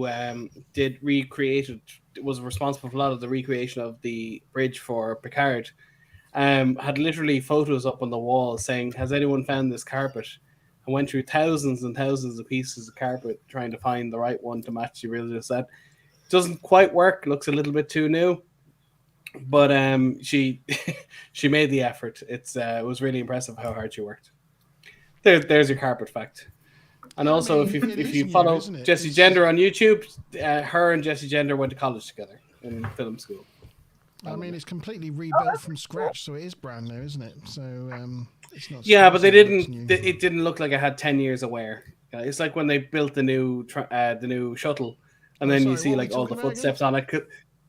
We're keep Wookiee happy by talking about carpet facts. Yeah, but what carpet are we talking about there? Oh. The Enterprise's carpet? I don't know. The D has. Oh, does it match the drapes? But the good thing about the D's carpet is if you shave it, it makes the whole ship look bigger. Ooh. Wow, that's going to be hard coming from the Irish that you guys use big for both long and big. Yeah, length or girth makes no difference in Ireland, right? Yeah, pretty much, yeah. Well, in Irish, we speak English now. I've done for centuries. So we might as well give you some answers.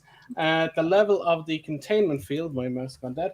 The level of the containment field was 240%, and what was the item that the Barclay did not have with them was a tricorder. Because he said he was going to take some readings, and then the chief goes, "If you don't mind me saying, sir, you don't appear to have a tricorder." That's right. So we got one. On the wheel we have. I can fly twice as high. Tavi, Monteban, Andrew, Duplum. My mouse died, and I bought We're missing. And I bought new batteries today. I was lucky. 1, 2, 3, 4, 5. That's just 6. Ruth, Tavi, Monteban, Andrew, Duplum, Mazza. 1, 2, 3, 4, 5, 6, 7, 8. Who didn't answer then? Ash didn't answer. Ash didn't answer. That's who it was. Okay, there we go.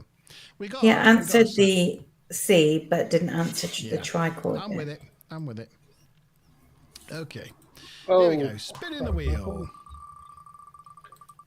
Okay, guys, can you hear me? Yes.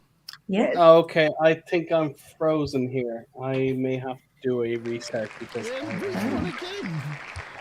We can hear Ruth again. Third time. Can you believe it? Okay. Well done, Ruthie Cakes. Apologies, guys. I'll be back in about 4 minutes. Okay. Oh, what's going on with Sean? He says his system's all frozen up. We can still hear him and stuff, but it's all frozen for him. So he's going to reboot. He's a rear bulletin. And Ruth's off to get a lottery ticket with this run of luck. I removed him from the stream so he's not just sat there frozen. Okay, right. Well, we'll move on swiftly into the final act of the day. Can you believe it? No. And Smiler Rainbow's here. Hey, hello, my lovely Smiler. I Hi, hope you're well. Smiler. I'm a bit quiet, am I? Yeah. Yeah. You can put on some sexy music in the background and be like, this is that better? the Midnight View. Hello. Is that better? Okay, so Act 5. The final act. Wait, do you know the TV show that was on called The Numberjacks? Yes, I've got children. When your voice was grumbly a little bit there, you sounded like the guy with the red hair and he's a head just floating around. Something. I can't remember I used to know the theme tune. The Numberjacks are on their way. The Numberjacks are here to stay. Yeah. My kids are even watching that show. Some of the bad guys in it are really scary or freaky. They were just weird. Freaky, yeah. When your voice was grumbly a little bit there, you sounded sorry. What's going on? Sorry, I was just checking the stream was working and I had the volume up. So apologies. Jack's conversation. Although to be fair, that only took me about 45 seconds. That was pretty good. Yes, the puzzler.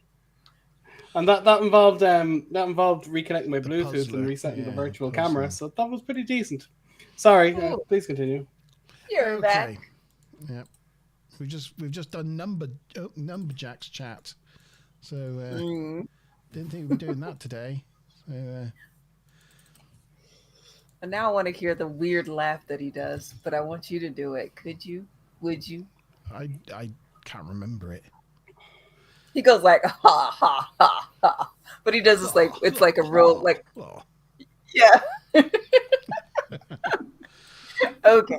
Is that good enough? I'm happy. No, that's good enough. Yeah, that's good enough. Okay. Okay. So, oh no, we need our picture.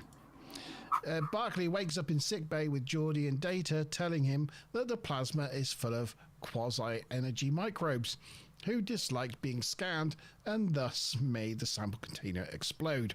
Dr. Crusher tells him some of the microbes have gotten into his bloodstream. It must have gotten there during the transport back to the Enterprise, and this is what is causing his symptoms.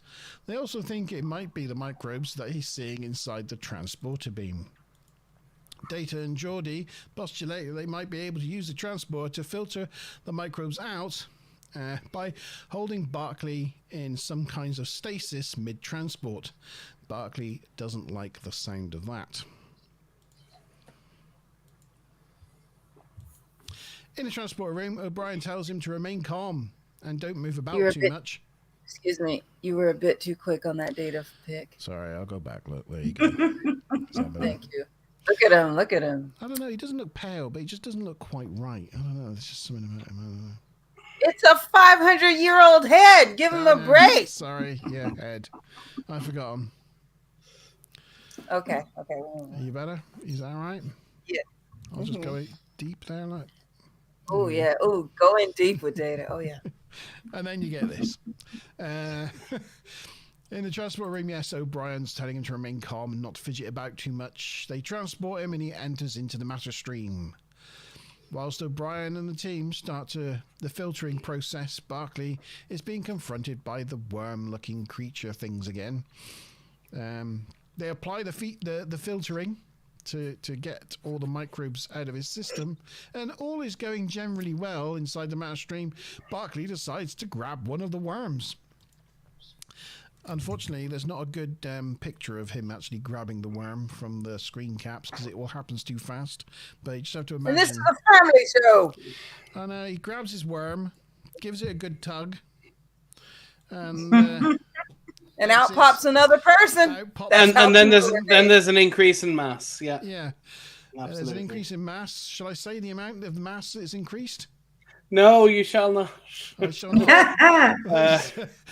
Okay, the mass increases and they set up a force field around the chamber and dematerialize Barclay. Barclay materializes on the transport pad with a member of the Yosemite crew. Hold on, so it's an increase in mass and now there's a member? Oh, God. Reg realizes the Yosemite crew had to try basically what they're doing to cure themselves of the same symptoms that Barclay's been basically facing. But they push Star Trek technobabble now. They pushed the molecular dispersion past the integrity point, trapping themselves inside the pattern buffer. They spread themselves too thin, basically. Worf and the security team go and get the rest of them and return with the missing crew. Later in 10 Forward, O'Brien meets Barclay and shows him his pet tarantula, who he adopted and named Christina, after getting over his fear of spiders. He almost stepped on her in Titus 4. Miles asks Reg to keep an eye on her whilst he goes and gets a drink. And then we get a last end shot of the episode with a tarantula crawling up Reg's arm, just to give him a whole new phobia to worry about.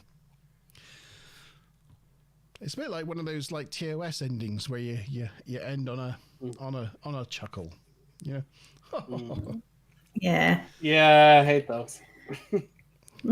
I liked it. You hate chuckling? Yeah, he's just a killjoy. There we go. Okay. That's the end of Act 5. No, it's like episode. Load of people died, but it was funny. Ha ha ha ha. So, question 5. How much was the increase in mass in the transporter beam? 72%, 82%, 92%, or 102%? And the bonus question, what was the name of the pet spider? I know the answers to these. Well, you mentioned one of them and you almost mentioned the other, so I'm sure you do.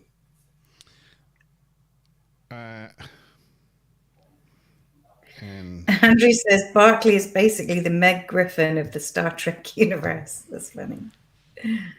No. Oh, I like Barclay. What do we have? Do we have any? Like he's struggling with his demons, but he still gets on with it. Yeah.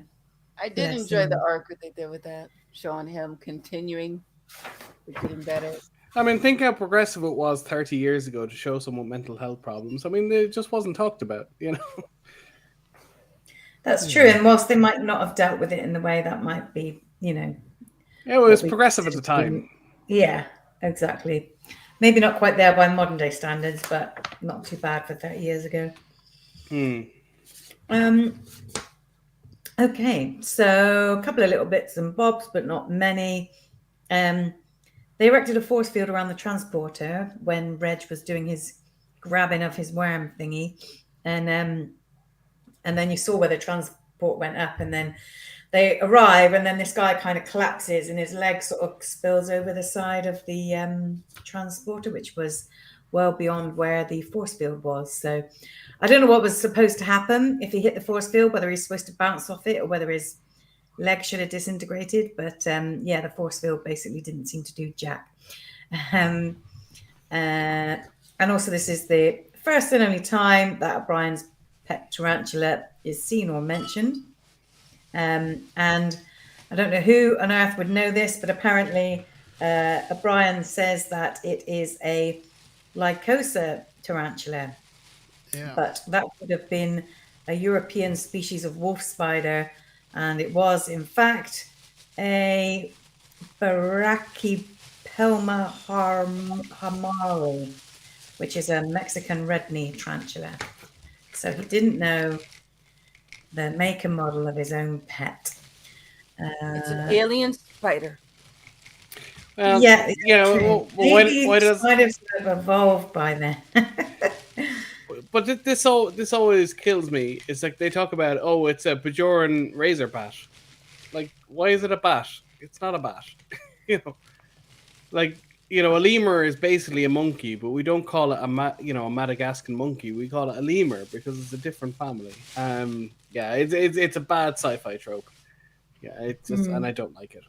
The other thing I wanted to say is it's supposedly USS Yosemite, which means it's a Starfleet vessel, and they're all in some sort of well, they're in uniform, but it's not Starfleet uniform. They're in some sort of freighter kind of uniform or science vessel. So, like, yeah, that's not quite right.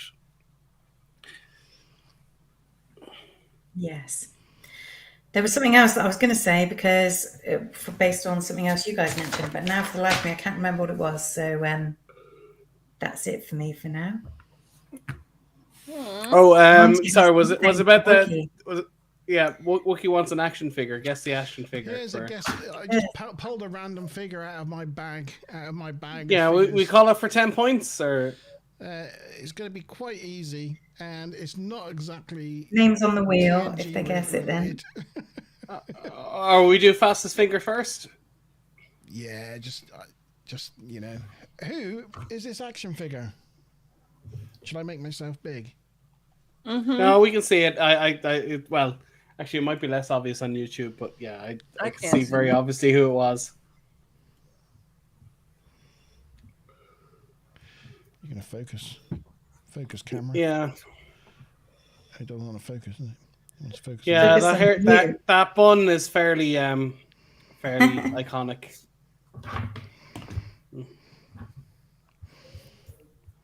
Don't know who's that. Who could that possibly be? I have 4 answers so far, all the same. Yeah. Well, I'll give you a clue. The actress is very proud of her Irish roots. She was in Galway one day. I could have went to one of her book signings, but I was too lazy because it was too far away. It was only like 3 hours. I could have just went and bought. I could have just bought her book for €20 and I got her autograph, but no, I didn't. Should have done. You're very welcome, Wookie. Anything for my Wookie. There you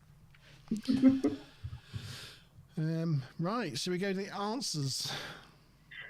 Everybody answered C. And the name of the pet spider, to no one's surprise, is gone out of my head. Christina Aguilera. That's her. So on the wheel. Who knew? We're still focused on you, Monty, by the way. On the wheel nobody likes that. Is Mazza, Monty, Ash, Andrew, Ruth, Tavi, and Stuplum. I think that's everybody, isn't it? Everyone's on the wheel. Gotta put Wookie in as the point killer. Ash. Ash is there. And Wookie for us all to lose points. Well, that's extreme. Kind of makes no difference, right? If we all lose the same amount. That's good. I like that. For no points at all, can anyone tell the actress who was originally the captain of Voyager before she got replaced? Yes.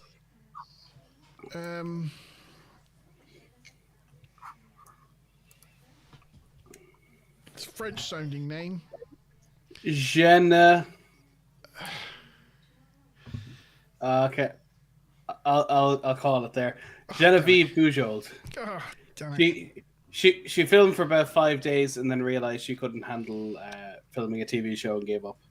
Yeah, she filmed like half the pilot really, and basically, yeah, it wasn't working. So if you view the because the footage is on YouTube, you can see the her Janeway. It's very raw. It looks like old VHS video type. You know, it's pretty raw looking. But it's the rushes. Yeah, it was pretty awful. I mean, she's a good actress. But she didn't have the authority of a captain. She just didn't have it. No. The authority and the charisma and that was just not there. It just wasn't working. So they chose right by replacing her. Yes, indeed. Okay, I'm spinning the wheel. Spin that wheel. Oh, wait a minute. No, I'm not. I have spun it, but it's Ash. Bonus points for Ash. Ash is the luck of the wheel tonight. That's the only one Ash has won. Okay. Oh, sorry. Tabby won My one. memory's faulty. Ash won 1. Oh. Ruth won 2 or 3. Oh, it was Ruth. Sorry, it was Ruth that had the spin. Yeah. Look at the wheel. Yeah, Orthopedic well done, shoes. Ash. Excuse me. Congratulations. Yeah, there we go. That is the end of the episode. So now it's time for you to start thinking about what you would give this episode marks out of 10 for this season. We will be starting off our new sheet of scores for this season. But yes, whilst you're thinking about what you'd score this episode, Mazmet Bob, what's the scores for the quiz? Scores for the quiz. So, in first place with 450 TNG review points, we have Ruthie Cakes. So that's 10 points on the scoreboard. And then, let me see, who is next? Next, 20 points behind her in joint second and third place is Tavikins and Andrew. So they get 9 points each. Then 10 points behind them is 3 different people. So 7, 6, 5, 18 divided by 3, that would be 6 points each. And that is Stu Plum, Mazamak Bob, and Monty Ban. And what do we get? How many? 6 points each on the scoreboard. 6. 420 TNG review points we won. And then we have There's me, Ash next, you, and who? 370. Tavi, was it? You, me, and Stu Plum. Oh, Stu Plum. Sorry, I'm keeping up. There you go. You have some and bingo then- winners. I'll get that real quick. Okay. And then in however many it is place, I can't remember, 1, 2, 3, 4, 5, 6, 7th place is Ash with 4 points on the scoreboard and 370 TNG review points. So pretty close, but Ash just missed the first 2 questions. So just 30, 40 points behind the rest of us. I got Ash. And then, sorry? Did you say Ash got 4 points? Yes. And next with 3 points is Mohammed. Oh. And finally, with 2 points, we have Karen. I don't know. I'll have to look at the spelling in a minute. Was it 3 points? 9 people. And then Karen got 2 points. 2 points. Wow. It's a lot of people who got points. There's a lot of people that got points this game. Yeah, 9 people were Crazy. playing. I mean, Mohammed only answered a cute couple of questions. Karen only answered 1 question, but did I still do gets them on the board. So if you want to get your marks out of 10 for this episode into chat, I can start capturing those as well.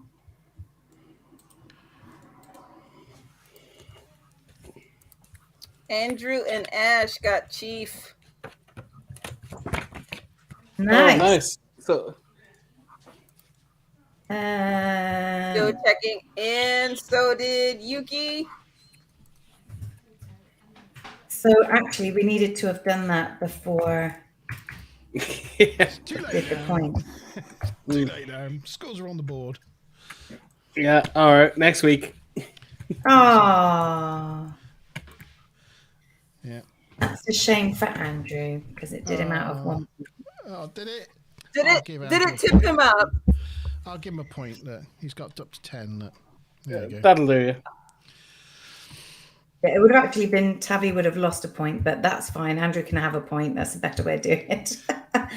Oops, I just That'll work. lost my earpiece. Oh. And also means if Yuki got a line, then she can also go on the board with 1 point. Who? Yuki. Panko? Oh, Penko. Yeah. You got it too, Monty. Oh, Monty's got 2 bingos. What? Oh, that also makes a difference to the scores then. Do I get 2 points? I'm sorry.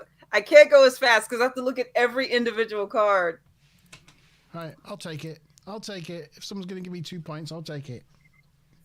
I think Well, you got probably an extra 10 points, which therefore Oh. put you equal with Tavi. So I don't know. That'll it's do. difficult because when people draw, it alters. Yeah, I have to divide it between people. That's but fine. yeah, we'll next That's time we'll be absolutely better and we'll do the bingo before I do all Yeah, the scores. you probably need to put a halt to the bingo before the final act. That way we can just round it all up nicely. Oh, yeah, that's a good idea. Yeah, that sounds good. I like that, Sean. That's good. Yes. Okay, so scores. Have you got your paddles? I'm ready to spank this episode. Yeah.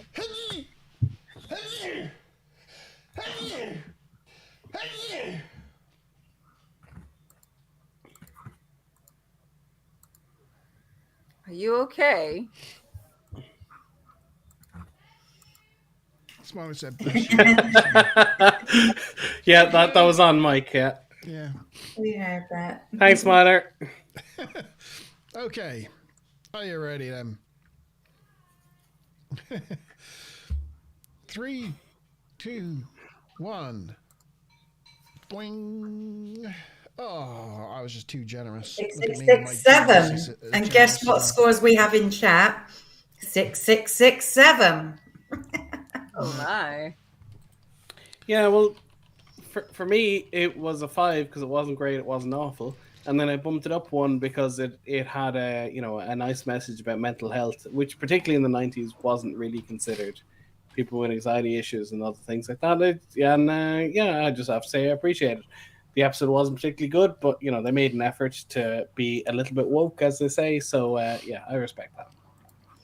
I quite enjoyed the episode. I thought it was, above average, which is why I gave it a 6. I think the effects of the wormy things were pretty poor, but other than that, I thought it was generally quite an enjoyable episode. I like Barclay as a character. He's always good for a bit of fun. Yeah, I think we can agree this do. is the worst Barclay episode. I don't know. Actually, this is I don't my think so. favorite one. Yeah, I quite like this one as a Okay. Barclay episode. Because I in this think he's one, not- it was. Oh, go ahead. Sorry. I just don't think he's overacting too much. Sometimes I think Barclay is a little bit too out Barclay? there, next to the like the TNG crew or next to a traditional Starfleet crew. He's just a little bit too you think, how did this guy ever end up in this situation? Really, how did he get past Starfleet? But I think Because he's brilliant. Well, yeah, but that doesn't even really come out until later. But in this, you start to see a little bit more of a, yes, he has issues, but he is brilliant. Where in the past, it's been more just, he's just zany, kind of useless. So Yeah. Well, it's a it wasn't tamer that he was performance useless; it's from- that people weren't interacting with him properly. Yeah. I did like it. Yeah. Go ahead. No, go on, Tommy. And I did like it because he does have these issues. But people what's really good in a crew is when you're out and you depend on each other for your lives, the last thing you need to do is point people out and harp on their weaknesses. But in this one, they started accepting him for who he was, and he didn't change. He was still this guy who was he was better, but he wasn't cured. You don't just not have anxiety one day. And I can see how he got that far just being in the military. If you have a expertise in any sort of science or something they really need, they will overlook your shortcomings and shove you in there because they want your talent so bad. And if you have issues or phobias, like when I was a cadet and they're like, look, if you ever want to get your commission and you don't want any issues, you're completely right as rain. Don't say anything on your health or psyche eval or admit anything because it'll stunt you. And so you just don't say it. So, but engineers, nerds, they all have this same sort of cliche behavior, especially if he might have some different way of thinking, but that way of thinking makes him brilliant. And you can, he's a lieutenant, so he's not gonna become a command officer until he gets a bit further along. So his behavior and his leading capabilities, or just the way he vibes right now, doesn't matter for a lieutenant and below. And as Monty Bound says, though, like previously when it was, all the stuff with the holodeck and things, he was not turning up for duty and he was late and he was, the crew that was counting on him, he was basically becoming a liability to them. Whereas in this, yes, he's got a fear and he's got anxiety, but he makes O'Brien put him back into that transporter because he says, I've got to go check. I've got to make sure I'm not crazy. So he does face that fear. And as Stuplum says, he got those 4 crew members back. He was really actually brave and he saved people. Heroic. Yeah. Heroic, we don't see it, but he probably got a medal for that, I forgot that fact that he wasn't showing up for work and everything. But even in that, he could have easily said, people are picking on me. They're calling me names. I'm being disrespected. So he wouldn't even get demerits for that after a while, because even his commanding officers were mocking him openly. Even the first officer of the ship called him Broccoli.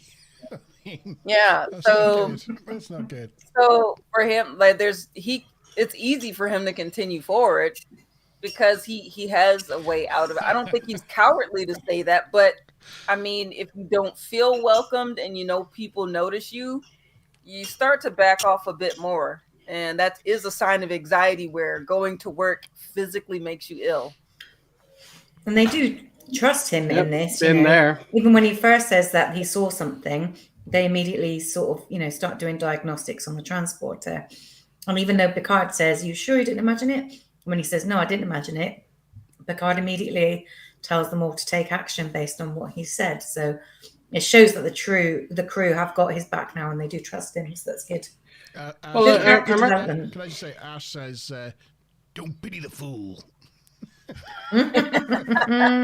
Well, I was going to say, I had like a good manager I had once, said to me, and I said something onto him, and I said, "Look, I'm not sure if this is your area or not." And he just said to me, "Listen, I'd rather you send me on 10 things and only one of them be important than you feel that you can't send things on to me to check." And it just stuck with me, and I went, "Yeah, that's actually a very good attitude." It's just like, they just need to be aware about things that matter, and or at least matter to you. They may not be relevant in the greater scheme of things, but at least if if it kind of pops up and becomes an issue, they're aware of it. And nothing worse than you going, "Oh, they don't need to know about that," and then it becomes a big issue, and you go, "Oh, right, do you need to know that? Never mind." Yes, I am a big sneezer.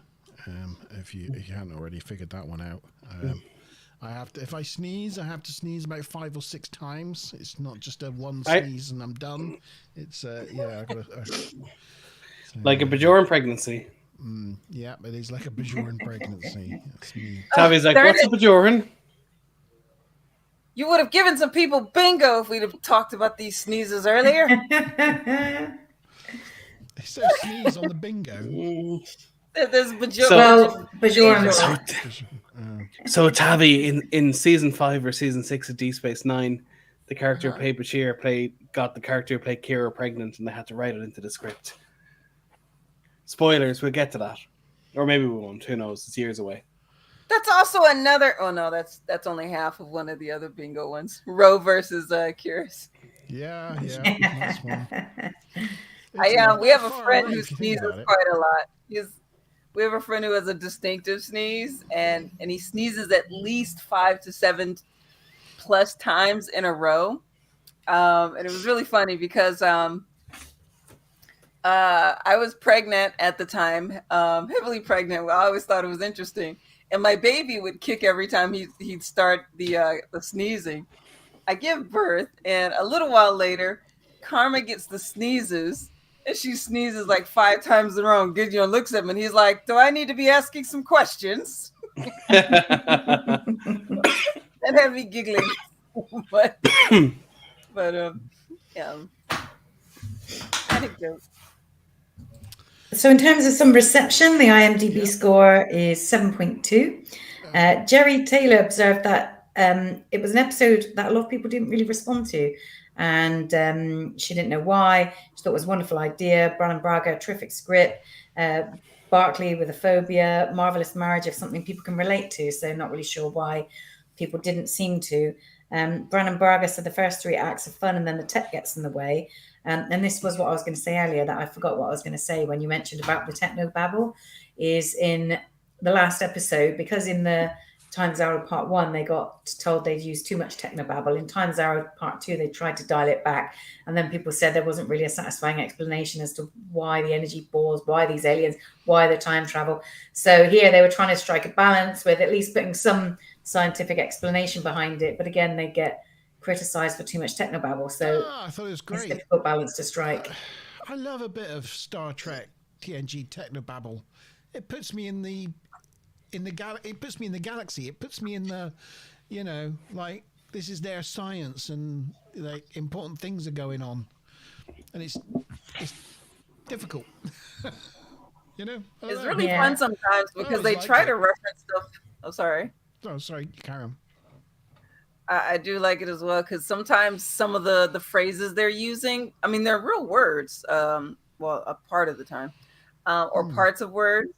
And I like looking them up to see what they have to do with anything and if it actually correlates to the episode. And then I end up going into this like black hole of nerdy stuff, learning these things. So I think it's really nice. If technobabble is really bad, it will ruin an entire show for me. I had me and Goodyon were watching the new episode of Titans for the season. And there's this facility called STAR, and it's like a science, technology, advance, research, or something, blah blah blah. But the guy shows this diagram. Superman's. Wait, is this a spoiler? Is anybody watching that? Oh, is that no Star Labs? That's in like Flash, isn't it, or the Arrow? Oh, right. Yeah. Well, they're showing Superman in space. And it's in this, like, they do it in like a holographic scale so you can see planets. And I kid you not, they say Spider-Man is off to this planet and he's going to see if he can stop their star from turning into a red dwarf. If it does, it could destroy the entire galaxy. And I said, excuse me, what? And then the way they're showing, I was like, if he's moving that fast and he left the other day and he's in another star system, my mind started doing like stupid math, and I'm like, do you know how fast the speed of light is? He would have to be going at least 100 times the speed of light to make it to that part of the galaxy, and then move that fast in a simulation while they're watching him live. And then I'm going, what sort of equipment are you using to 3D watch him in space as he's traveled that many light years? And of course I get debunked by the beard, because he's like, you know he can fly so fast that he can like destroy time, right? So it actually, and I'm like, he could be flying so fast that he effed it all up, and whatever the hell I'm saying doesn't make sense because time travel. Well, if you can fly faster than time, warp 10, as we see in Threshold, basically time ceases to exist for you. So you're everywhere all at once. You're all places in all times in all the universes all at once. So if you can travel fast enough, you're everywhere all the time. So time travel or space is meaningless. Yeah. But yeah, if the technical to say a red dwarf is going to destroy the galaxy had like really pulled me out of it. And I'm like, excuse me, what? They do it. I just want to say for Wookiee, when I went to London recently, look, I bumped into Wookiee.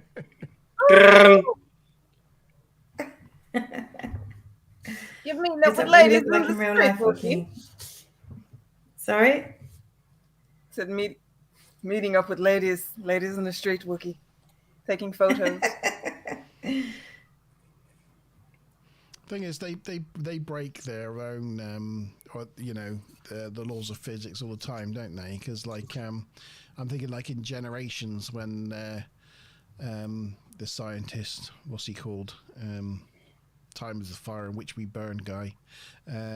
launches Bashir's rocket. uncle. He launches Malcolm the McDowell. rocket from the planet, and it looks like a normal conventional rocket. And he goes, and it like flies up to the atmosphere, And then hits the sun. and then hits Yeah. the sun. Straight Which, away. assuming it's similar to Earth, is 7 light minutes away. So And then even blows though- up and even- blows the planet up straight away. It's just like Yeah, but but even if the sun were to explode, here. but assuming it's the same as Earth, even if the sun were to explode instantly, it would still take 7 light minutes for the explosion to come back. But it's like 15 seconds. Bang, bang. No. In Discovery, I'm thinking about, I don't know, is it season 3 where they had the Scarlet Beacon things where they saw these flashes of red light coming from various places in the galaxy. Well, subspace is a thing, and they have a subspace network. Well, in Star Trek, But at they least. saw it in visible spectrum. They didn't see it through subspace. They literally Oh, looked didn't out they? the windows Oh. and saw it from like. Oh solar god, that's systems pretty away. awful. Yeah, I blanked that out of memory. And it should have taken like hundreds of years to got to them. Yeah, a little bit, at least a year at best. Yeah. You know. But anyway. Whatever. So yeah. Whatever. Yeah. And on that note, what's next week's episode? Man of the People. Man of the People. Go on, give us a synopsis. It's not ringing many bells. When the Enterprise comes to rescue of an ambassador and his mother, Deanna finds herself attracted to him and seeks to comfort him upon her death. Oh no! It's another one of those creepy men come on board and mind fuck. Yeah, isn't it like? Yeah, do you like remember? An agey thing. Yeah, Deanna gets old, kind of thing. Oh yeah. Oh well, we'll go into the details next. Oh yes, he's like a. I didn't want to say any more than that, but that's it. Yeah. I got Doesn't it. she recently get sexually assaulted? It's just it's like a new season. Got to get the assault episode in. Yeah, I know. How many times? I think this is like our third, fourth one of these, where no one ever checks her mental health or asks her how assaults Deanna Troy. I don't know why. That's true. She goes through probably the most trauma of anybody from that kind of, perspective. Who counsels her? Yeah, it's like she's constantly being assaulted. Yeah, mentally, that Nemesis physically. One is. I mean, there's invasions and violations, but like in Nemesis, she straight up gets mind raped. It's like it's nasty, and it's just like, oh, next scene, move on. Yeah. She must be pretty resilient. That's all I can say. Yeah. Ew. Yes. What a taste to have in our mouths at the end of this show. Yeah, I know. Let's not end it on that note. Joy. Anyway, on that note, Come watch the review with us.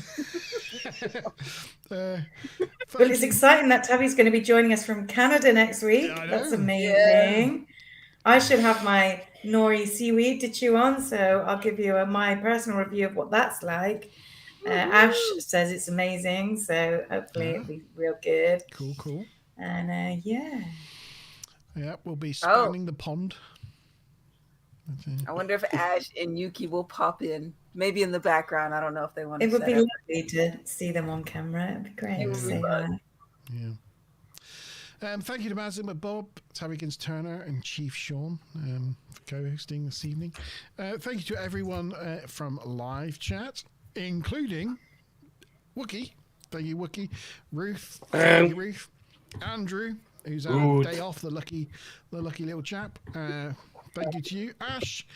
Thank you for joining us all the way from Canada. Smiler Rainbow, who spent most of it walking the dog, but joined us in the end, and it's always great to see you. Thank you. Also, to Karen Stuplum. popped in. Thank you to Stuplum. Thank you to Karen. Thank And you Mohammed. to Mohammed. And yes, anybody That's else it. who may have been watching in the background or watches after we've been live. I hope you enjoyed the show. We will see you next week at 8 o'clock for Man of the People. We shall see you then. Goodbye. The man of the people, the man of the people, man of the. Sorry. I Get don't my know. muse in. Why are you doing that? Sarcastic It's a Muse Vulcan song. salute. Oh, it is. Yeah. Right. Cheers. Bye.